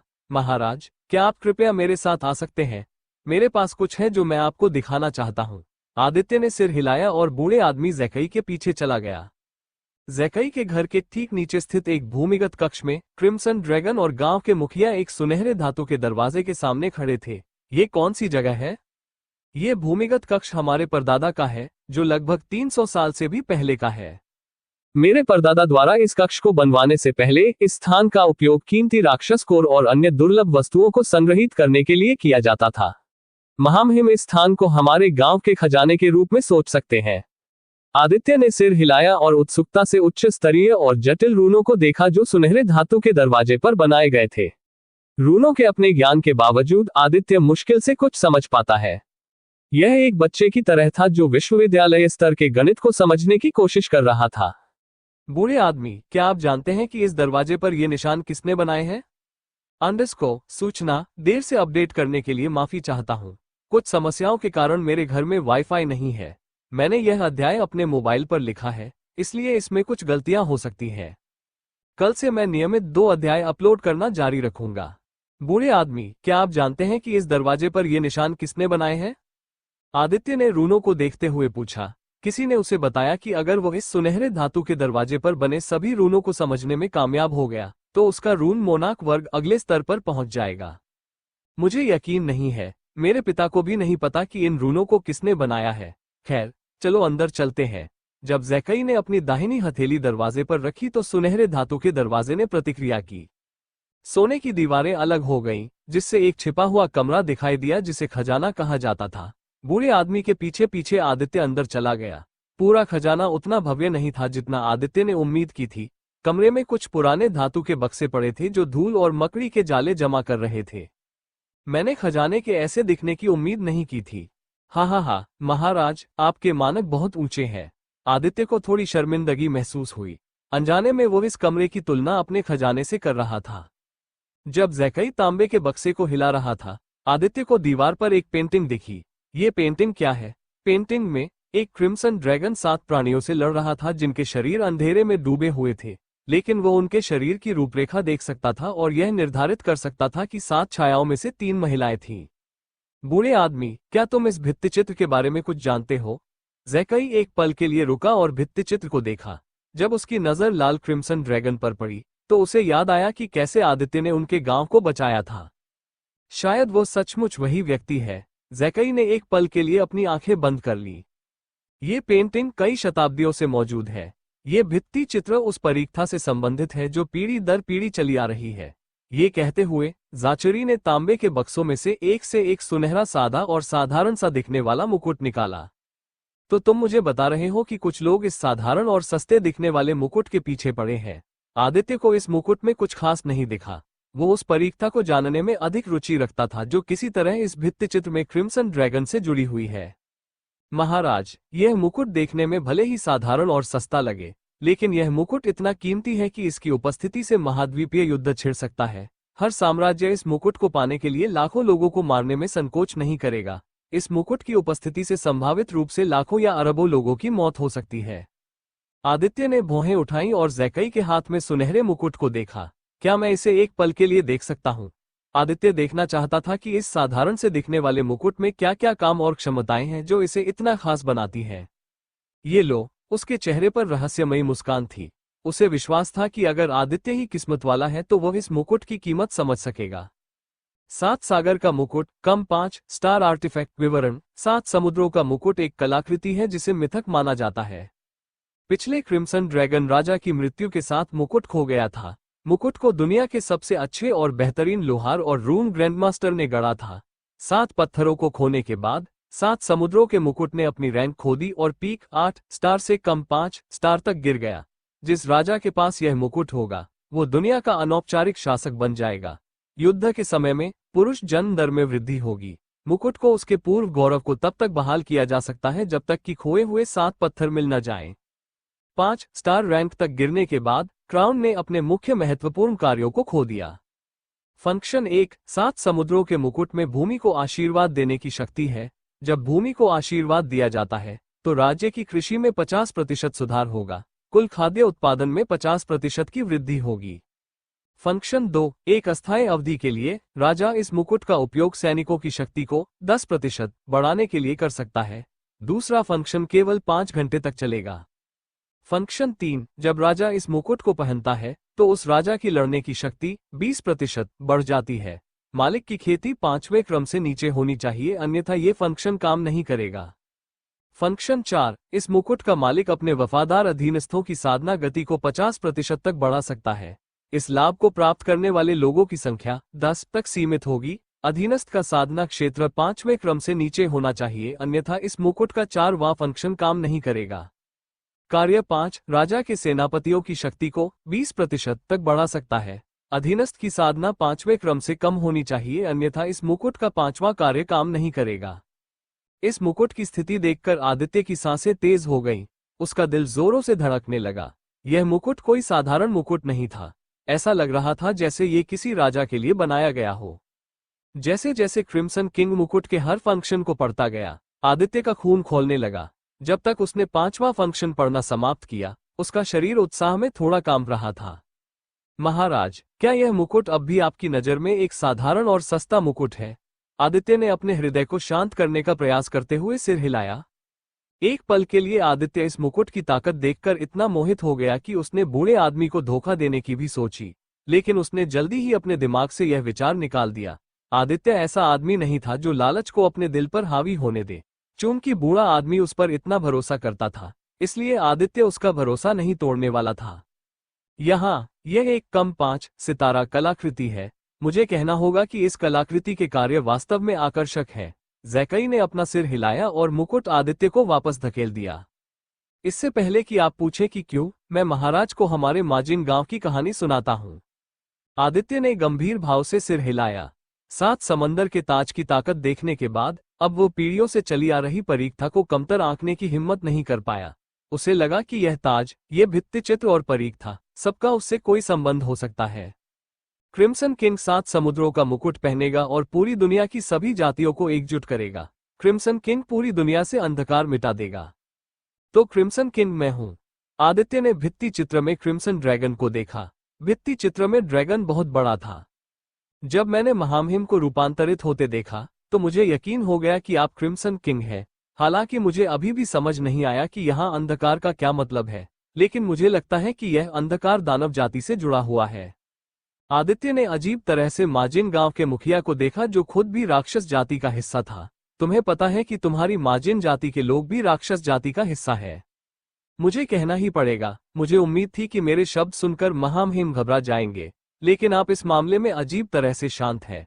आदित्य मुस्कुराया और कोई जवाब नहीं दिया। ऊपरी तौर पर वह शांत दिख सकता है, लेकिन अंदर से उसका दिल बवंडर की तरह उग्र था। एक राजनेता के रूप में काम करते हुए आदित्य ने लगभग हर स्थिति में अपना शांत चेहरा बनाए रखना सीख लिया है। हमारे पूर्वजों ने हमें बताया था कि जब क्रिम्सन किंग प्रकट होता है, तो हमें उसका अनुसरण करना चाहिए। इस मुकुट के साथ मैं और मेरा गांव इस्तारिन राजा के प्रति अपनी वफादारी की शपथ भी लेते हैं, जिसे क्रिम्सन किंग के नाम से भी जाना जाता है। ज़ैकई ने ये शब्द कहते हुए एक घुटना जमीन पर टिकाया और अपना सिर नीचे कर लिया। उठो, बूढ़े आदमी, औपचारिकताओं को किसी और समय के लिए बचाकर रखो। अभी हमारे सामने एक समस्या है। क्या समस्या है? क्या तुम्हें पहले से ही इसका एहसास नहीं था? अगर किसी बाहरी व्यक्ति को इस क्राउन के बारे में पता है, तो इस बात की बहुत संभावना है कि यह जानकारी इस गांव के किसी व्यक्ति ने लीक की है। क्या मेरे अलावा सिर्फ मेरे 2 बेटे और गांव के कुछ बुजुर्ग ही इस ताज के बारे में जानते हैं? महाराज, क्या आपको लगता है कि गद्दार इन्हीं लोगों में से कोई है? ज़ैकई ने अपनी घुंघरुओं को कस लिया और गुस्से से उसकी आंखें लाल हो गईं। शांत हो जाओ। अभी के लिए उन सभी लोगों को बुलाओ जो इस क्राउन के बारे में जानते हैं। इस बीच मैं जाकर वाइवन से बात करूंगा। ज़ैकई ने सिर हिलाया। अब जब उनके लोगों ने क्रिम्सन किंग को ढूंढ लिया था, तो ज़ैकई बिना किसी हिचकिचाहट के आदित्य के हर आदेश को सुनने वाला था। गांव से बाहर निकलने के बाद आदित्य ने झुमके का इस्तेमाल ज़ैन से बात करने के लिए किया। ज़ैन, स्थिति कैसी है? महाराज, 30,000 का अग्रिम दल किले की ओर बढ़ रहा है। अग्रिम दल को 8 से 9 घंटे के भीतर पहुंच जाना चाहिए। क्या आप दुश्मन को हरा सकते हैं? मुझे युद्ध के मैदान तक पहुंचने में कम से कम 10 घंटे लगेंगे। आदित्य को यह जानकर कोई चिंता नहीं थी कि उसके 7 सेनापति स्थिति को संभालने के लिए वहां मौजूद हैं। हमारे पास 20,000 से ज्यादा सैनिक हैं। मैं दुश्मन को हराने और उन्हें पीछे हटने पर मजबूर करने में सक्षम होना चाहिए। अच्छा, मैं कुछ शक्तिशाली सहयोगियों के साथ वापस आऊंगा। जब मैं वापस आऊंगा, तो हम जुलुक्स राजवंश पर हमला करने की पहल करेंगे। महाराज, हम आपकी वापसी की प्रतीक्षा करेंगे। आदित्य को यह जानकर बहुत खुशी हुई कि युद्ध में कम से कम लोग हताहत हुए। एक दिन की जांच के बाद आखिरकार गद्दार का पता चल गया। गद्दार कोई और नहीं बल्कि दूसरा बड़ा भाई था, जो ज़ैकई का चौथा भाई और उसका बेटा था। उन दोनों को जानकारी के बदले में बहुत बड़ी रकम मिली। ज़ाचारी ने सार्वजनिक रूप से चौथे बड़े और उसके बेटे को मार डाला। उसने इस घटना का उदाहरण देकर गांव के लोगों को याद दिलाया कि गांव के साथ विश्वासघात करना वर्जित है। अब से हर कोई महामहिम के आदेश को सुनेगा। वो क्रिम्सन किंग है, वह राजा है जिसकी सेवा करने के लिए हमें कहा गया था। वह हमें गौरव की ओर ले जाएगा। अगर कोई महामहिम का अपमान करता है तो उसे कड़ी सजा दी जाएगी। फांसी के बाद आदित्य को क्रिम्सन किंग घोषित किया गया। माजिन के सभी गांव वालों ने खुशी खुशी आदित्य की सेवा करना स्वीकार कर लिया। उसे लड़ते और अपने गांव की रक्षा करते देखकर उसने माजिन गांव में सभी का दिल जीत लिया। आदित्य ने गांव वालों से कहा कि वे उसकी जमीन पर आकर राजधानी के नजदीक बस जाएं, जहां वह कम से कम माजिन गांव की सुरक्षा और समृद्धि की रक्षा कर सकता था। कुछ बुजुर्ग लोग उस जगह से जाने को तैयार नहीं थे जिसे वे कई दशकों से अपना घर कहते थे, लेकिन किसी भी समय आने वाले खतरों को जानने के बाद ग्रामीणों के पास सहमत होने के अलावा कोई विकल्प नहीं था। आदित्य ने फिर जैन से कुछ सैनिक और गाड़ियां भेजने को कहा ताकि माजिन गांव वालों को जल्द से जल्द वहां से जाने में मदद मिल सके। उसने 4 वाइवन का इस्तेमाल करके बड़े और बच्चों के माजिन को जराका शहर पहुंचाया, जहां वे तब तक रह सकते थे जब तक कि राजधानी के पास उनका नया गांव नहीं बन जाता। ये सब करते हुए उसने ये भी सुनिश्चित किया कि कोई भी उन्हें छाया से न देख रहा हो। जब ये सब हो रहा था तो जुल्क्स राजवंश की सेनाओं की भारी हार की खबर जंगल में आग की तरह फैल गई। सबसे ज्यादा हैरान नेपो का साम्राज्य था।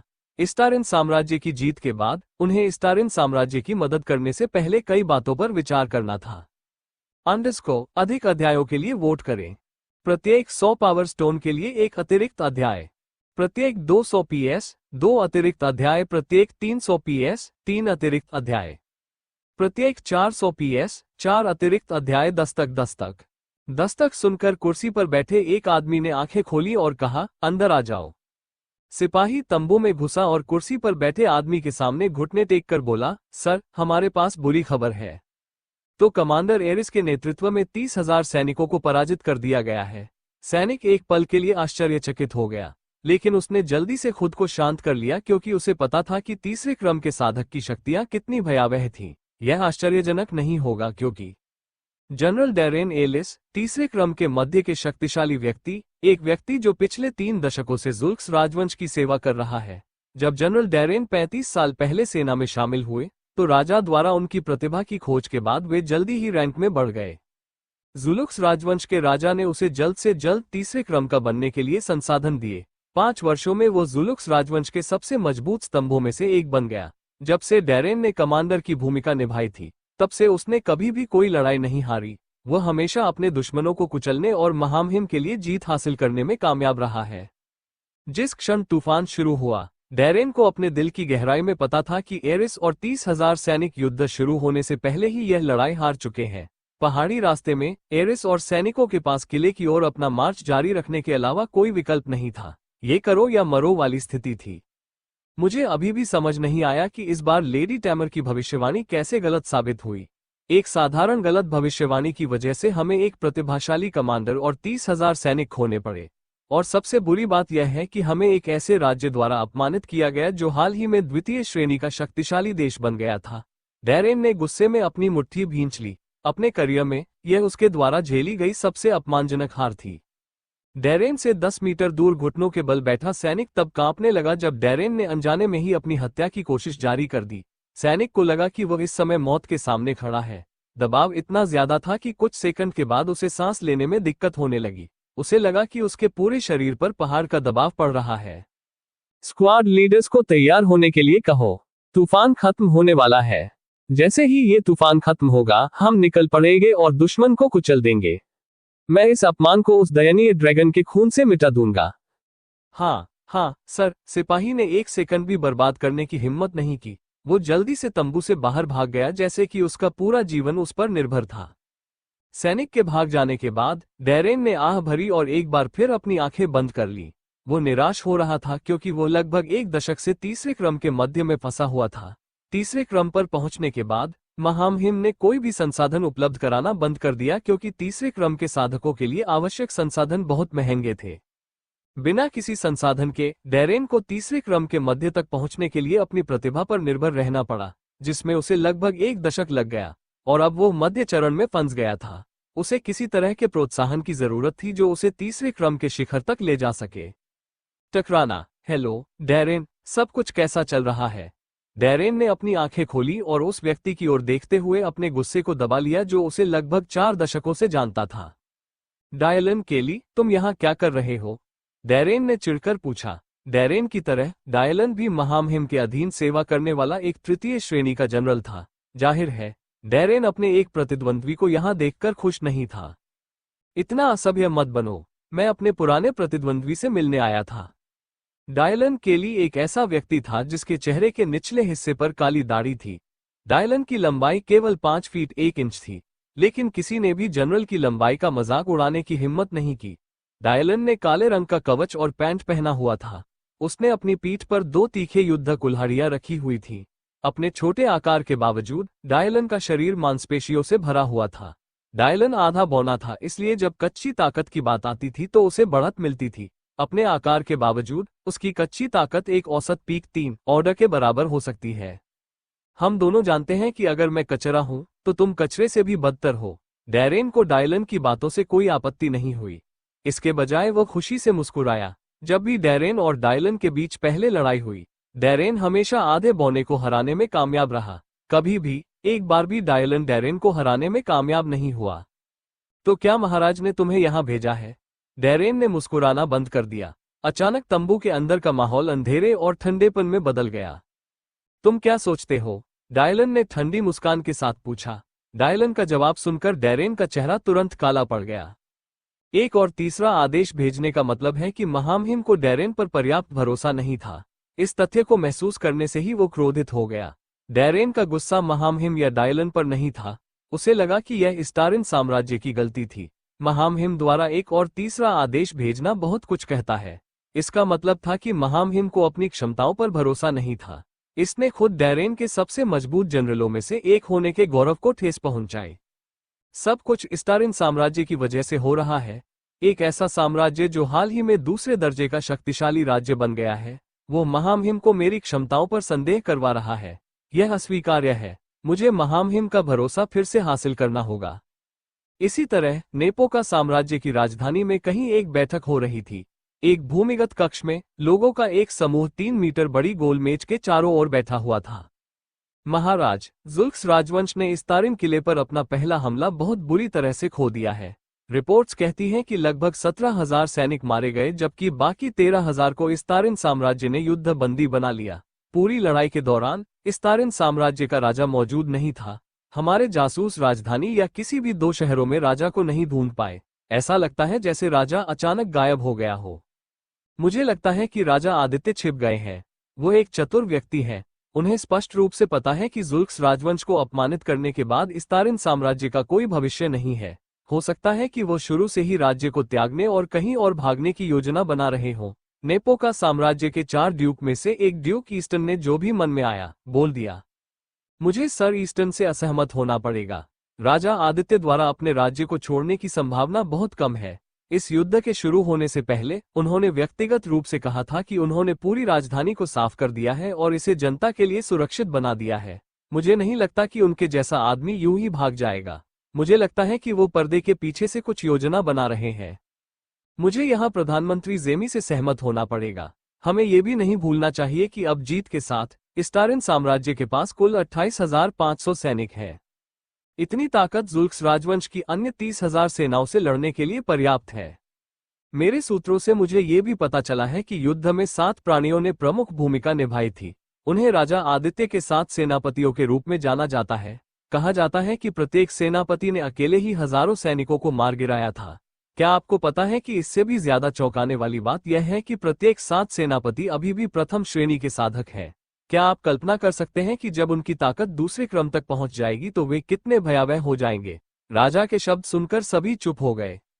सास, मुझे नहीं पता कि राजा आदित्य को वे 7 राक्षस कहां से मिले। हम सभी को इस्तारिन साम्राज्य को कम आंकना बंद कर देना चाहिए। हमें उन्हें तीसरे दर्जे की ताकत के रूप में सोचना शुरू कर देना चाहिए। अगर वे अगली बड़ी लड़ाई जीतने में कामयाब हो जाते हैं तो उन्हें तीसरे दर्जे की ताकत बनने से कोई नहीं रोक सकता। लेकिन मुझे लगता है कि जुल्क्स राजवंश दूसरी लड़ाई जीत जाएगा। जुल्क्स राजवंश के राजा को पता है कि वह कितना घमंडी है। वो ये जानकर चुप नहीं बैठेगा कि उसकी 30,000 सेनाएं दूसरे दर्जे के साम्राज्य से हार गई हैं। मुझे यकीन है कि इस बार उसका लक्ष्य इस्टारिन साम्राज्य को कुचलना होगा। इसलिए इस युद्ध में हमारी भागीदारी दूसरी लड़ाई के परिणाम से तय होगी।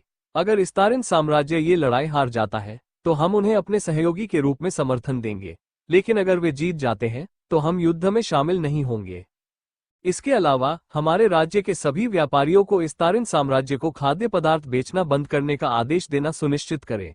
मुझे इस्तारिन साम्राज्य को एक शक्तिशाली देश बनने से रोकना है जो हमारे साम्राज्य के लिए खतरा बन सकता है। समझ गया महाराज। वैसे व्यापारी अमोस के बारे में क्या जांचकर्ताओं को कुछ ऐसा मिला जिससे हमें अपराधी के बारे में पता चल सके? राजा और व्यापारी अमोस एक दूसरे को जानते थे। अमोस की मौत ने राजा को हिलाकर रख दिया। एक व्यक्ति जो इतने कम समय में नेपो का साम्राज्य का छठा सबसे अमीर आदमी बन गया था, उसका इस तरह मरना बहुत ही संदिग्ध था। दुर्भाग्य से हमें कुछ भी नहीं मिला। हमें यकीन है कि हमलावर एक ड्रैगन था। इसके अलावा हमें हमलावर के बारे में कोई और सुराग नहीं मिल सका। महाराज, क्या होगा अगर हमलावर इस्तारिन साम्राज्य में भाग गया हो? सभी ने आश्चर्य से ड्यूक ईस्टन की ओर देखा। हमलावर एक ड्रैगन था, जिसका मतलब है कि वो उड़ सकता है। 3 राज्यों में केवल मुट्ठी भर लोग ही कलाकृति की मदद से उड़ सकते हैं। अगर हमलावर इस्तारिन साम्राज्य में उड़ गया है और वहां शरण ले ली है, तो मुझे नहीं लगता कि हम इसके बारे में कुछ कर सकते हैं। ड्यूक ईस्टन ने राजा की ओर देखा और उम्मीद जताई कि राजा आदित्य से खोज अभियान की अनुमति मांगेंगे।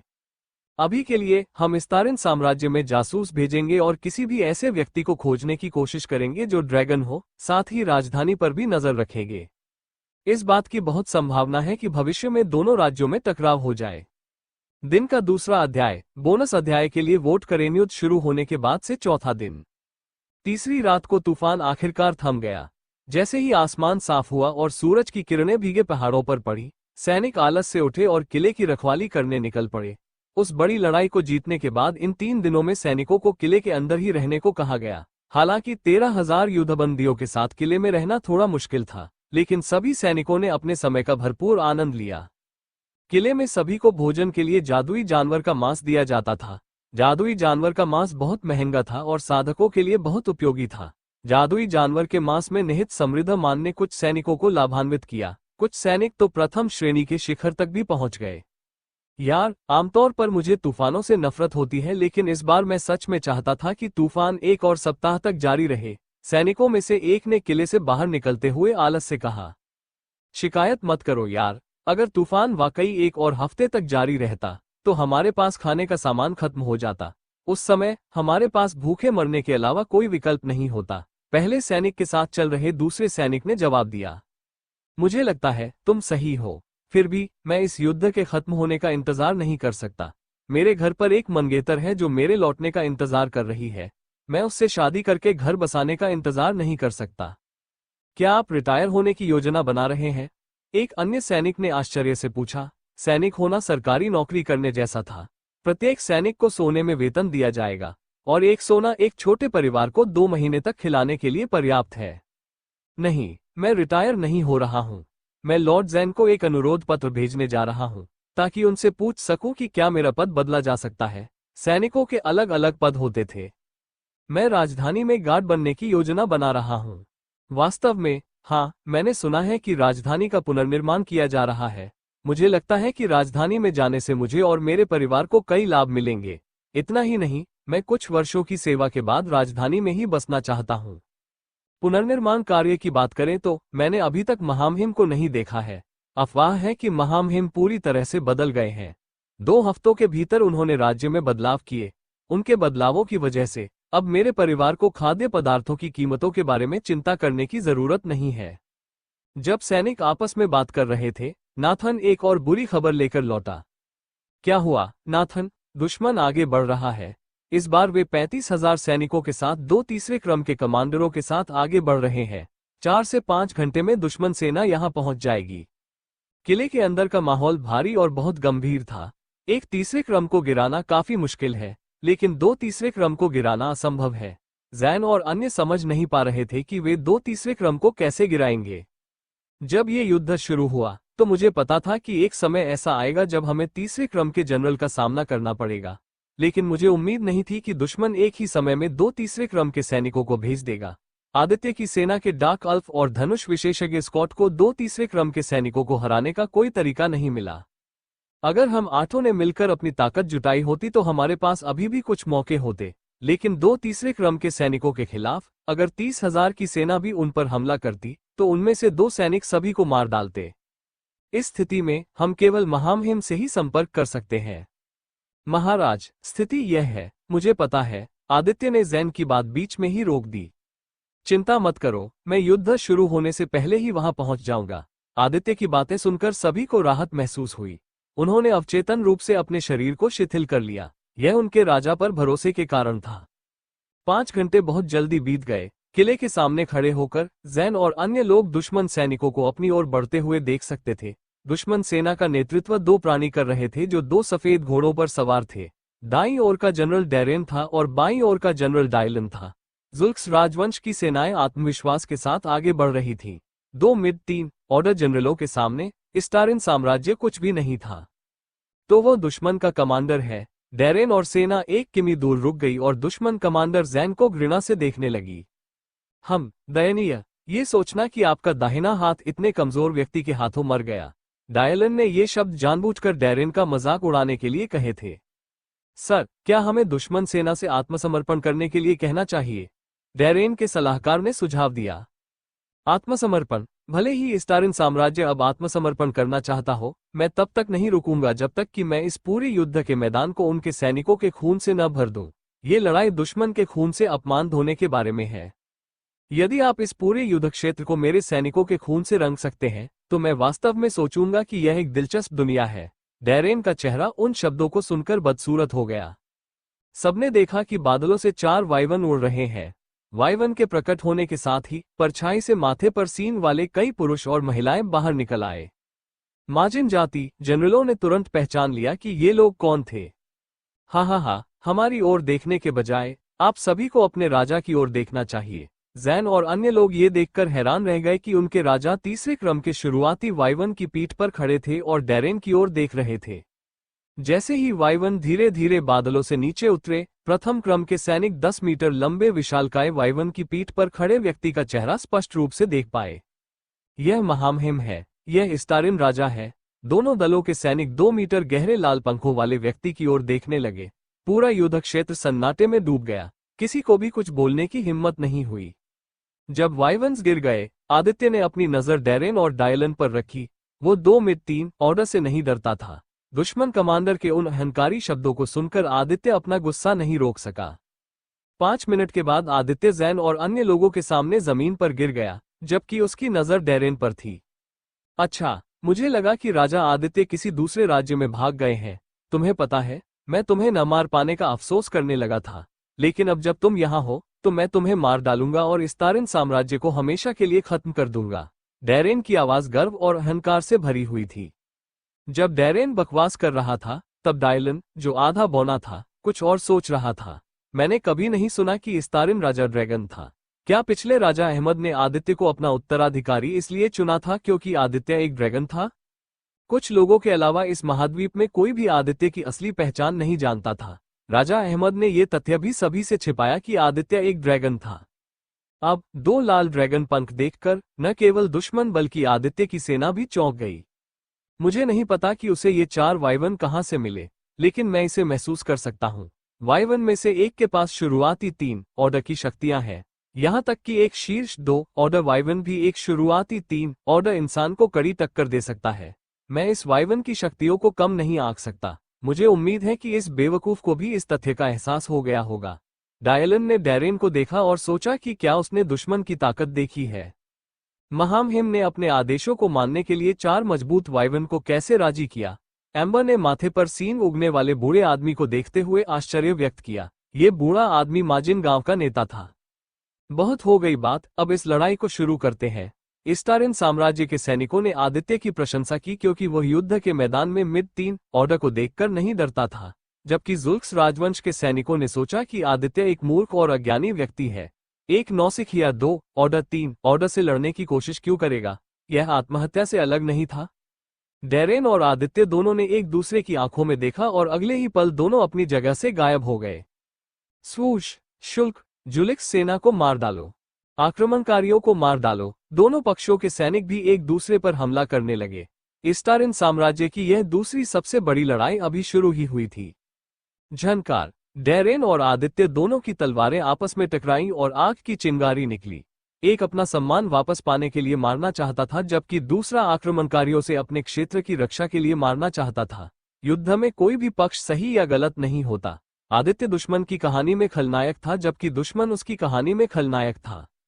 मैं तुम्हारे ड्रैगन का सिर फाड़कर उसे महामहिम को दिखाने के लिए इंतजार नहीं कर सकता, डैरेन ने चेहरे पर खून की प्यासी मुस्कान के साथ कहा।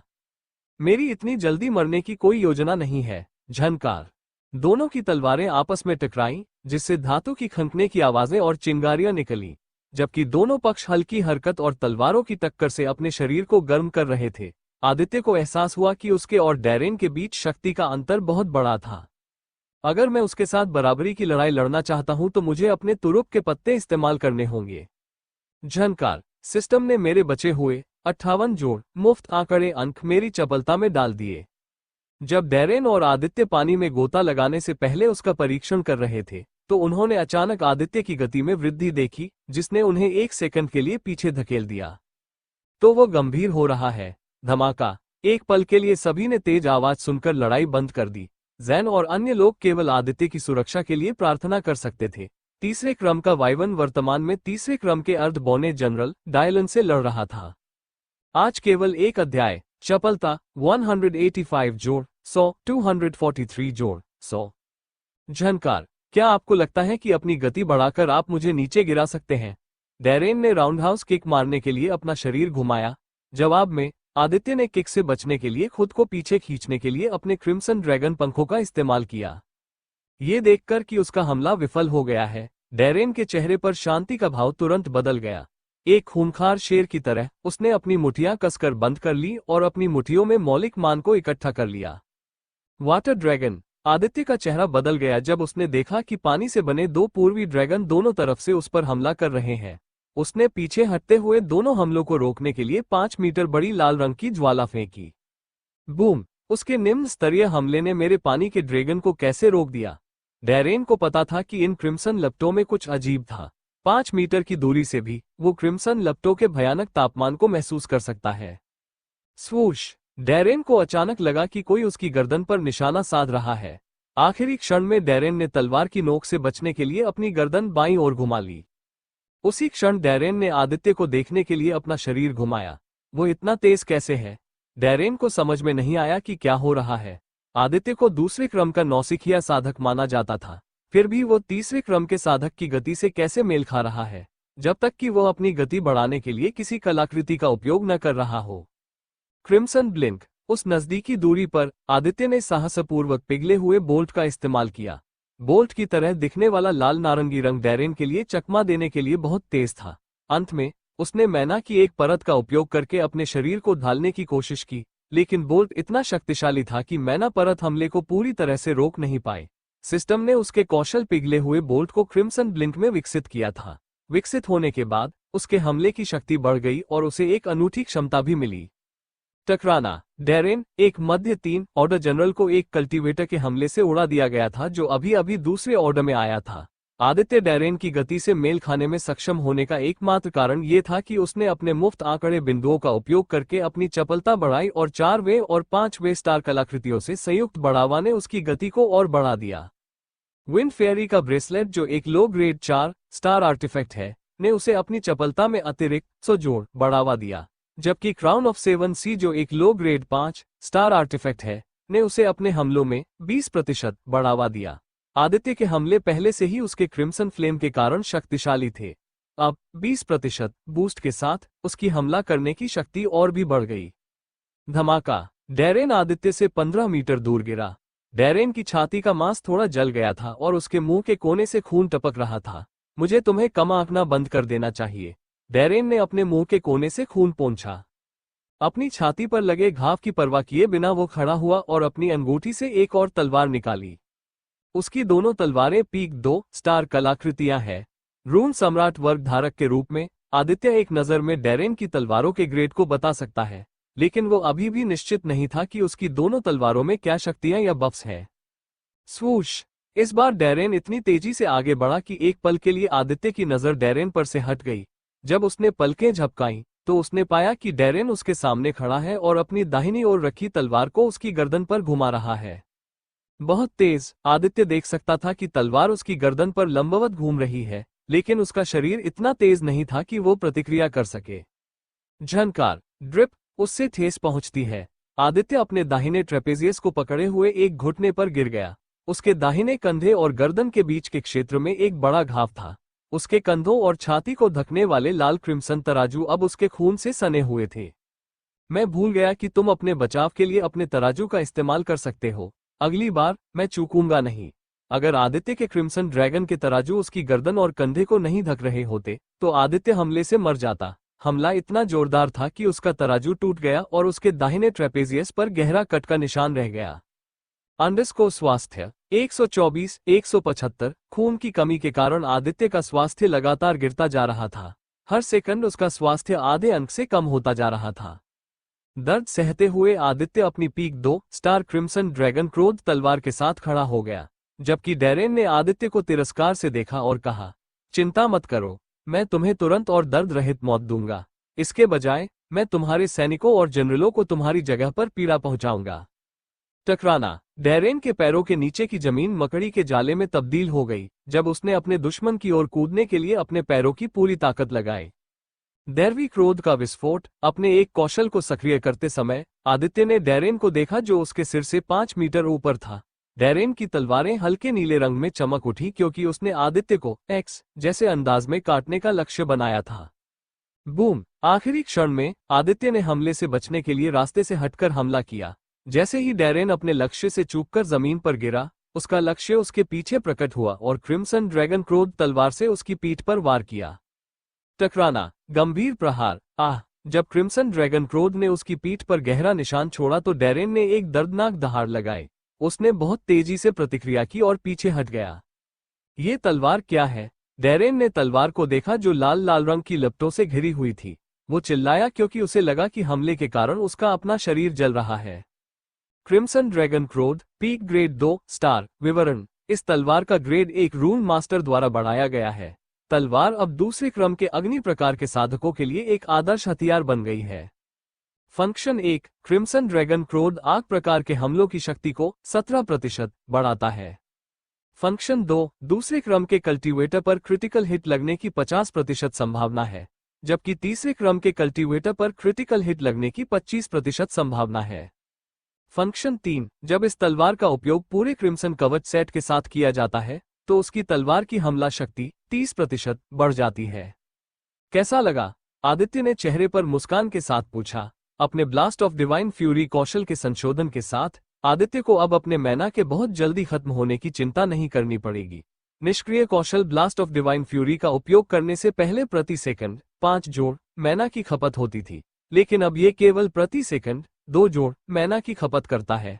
कौशल ने अस्थायी रूप से आदित्य के आंकड़ों को मैना को छोड़कर 50% तक बढ़ा दिया। मुझे उसे जल्दी से मारना होगा और फिर अन्य तीसरे क्रम के साथ निपटना होगा। आदित्य जानता था कि उसका तीसरे क्रम का पालतू वाइवन जनरल डायलन को अधिक समय तक रोक नहीं पाएगा। गंभीर चोट के कारण डैरेन की सेहत 100 से नीचे चली गई थी। वो तेजी से अपना खून खो रहा था, जिससे उसका स्वास्थ्य बिंदु हर सेकंड 1 से गिर रहा था। डैरेन के पीछे हटने का अवसर पाकर आदित्य ने जल्दी से एक उपचार की गोली खा ली जो उसे उसकी प्यारी पत्नी ने दी थी। अब इसे खत्म करने का समय आ गया है। आदित्य पिछले कुछ समय से इस क्षमता का उपयोग करने का इंतजार कर रहा है। अपने पहले ड्रैगन के रूपांतरित होने के बाद उसे एक नई क्षमता मिली जब उसका पिघला हुआ बोल्ट क्रिम्सन ब्लिंक में बदल गया। Crimson blink. आदित्य के शरीर के चारों ओर लाल नारंगी रंग की बिजली चमकने लगी। इससे पहले कि डैरेन कुछ समझ पाता, लाल रंग का राजा गायब हो गया। वो कहाँ गया? डैरेन ने अपनी सतर्कता को अधिकतम सीमा तक बढ़ा दिया। उसके दिल में बेचैनी की भावना थी। तभी डैरेन को ऊपर से कुछ आता हुआ महसूस हुआ। जब उसने अपना सिर उठाया तो उसकी आंखें डर से चमक उठी और उसने देखा कि बिजली के 7 बोल्ट तेज गति से उसकी ओर आ रहे हैं। 7 बोल्टों की गति बहुत तेज थी, डैरेन की वर्तमान गति से भी अधिक। जब लाल नारंगी बिजली के 7 बोल्ट जमीन से सिर्फ 1 मीटर की दूरी पर थे, तो अचानक सभी 7 बोल्ट एक साथ आ गए, जिससे डैरेन अंदर तक चौंक गया। इससे पहले कि वो समझ पाता कि क्या हो रहा है, आश्चर्य और सदमे के उस पल में बिजली के 7 बोल्ट एक साथ आ गए और आदित्य के शरीर का आकार ले लिया। टकराना। डैरेन ने अपने शरीर को 2 भागों में काटे जाने से पहले जो आखिरी चीज देखी वो थी आदित्य का क्रिम्सन ड्रैगन क्रोध को सीधा घुमाते हुए चित्र। डिंग। होस्ट ने मिड 3 ऑर्डर को मार दिया है। होस्ट को अनुभव अंक प्राप्त हुए हैं। डिंग। होस्ट का स्तर ऊपर हो गया है। डिंग। होस्ट का स्तर ऊपर हो गया है। डिंग। होस्ट का लेवल हफ हफ। अब दूसरे जनरल का ख्याल रखने का समय आ गया है। आदित्य सब कुछ खत्म करना चाहता था इससे पहले कि उसका मान खत्म हो जाए। उसे बस तीसरे दर्जे के दोनों सैनिकों को मारना था जबकि बाकी काम उसके काबिल जनरलों को करना था।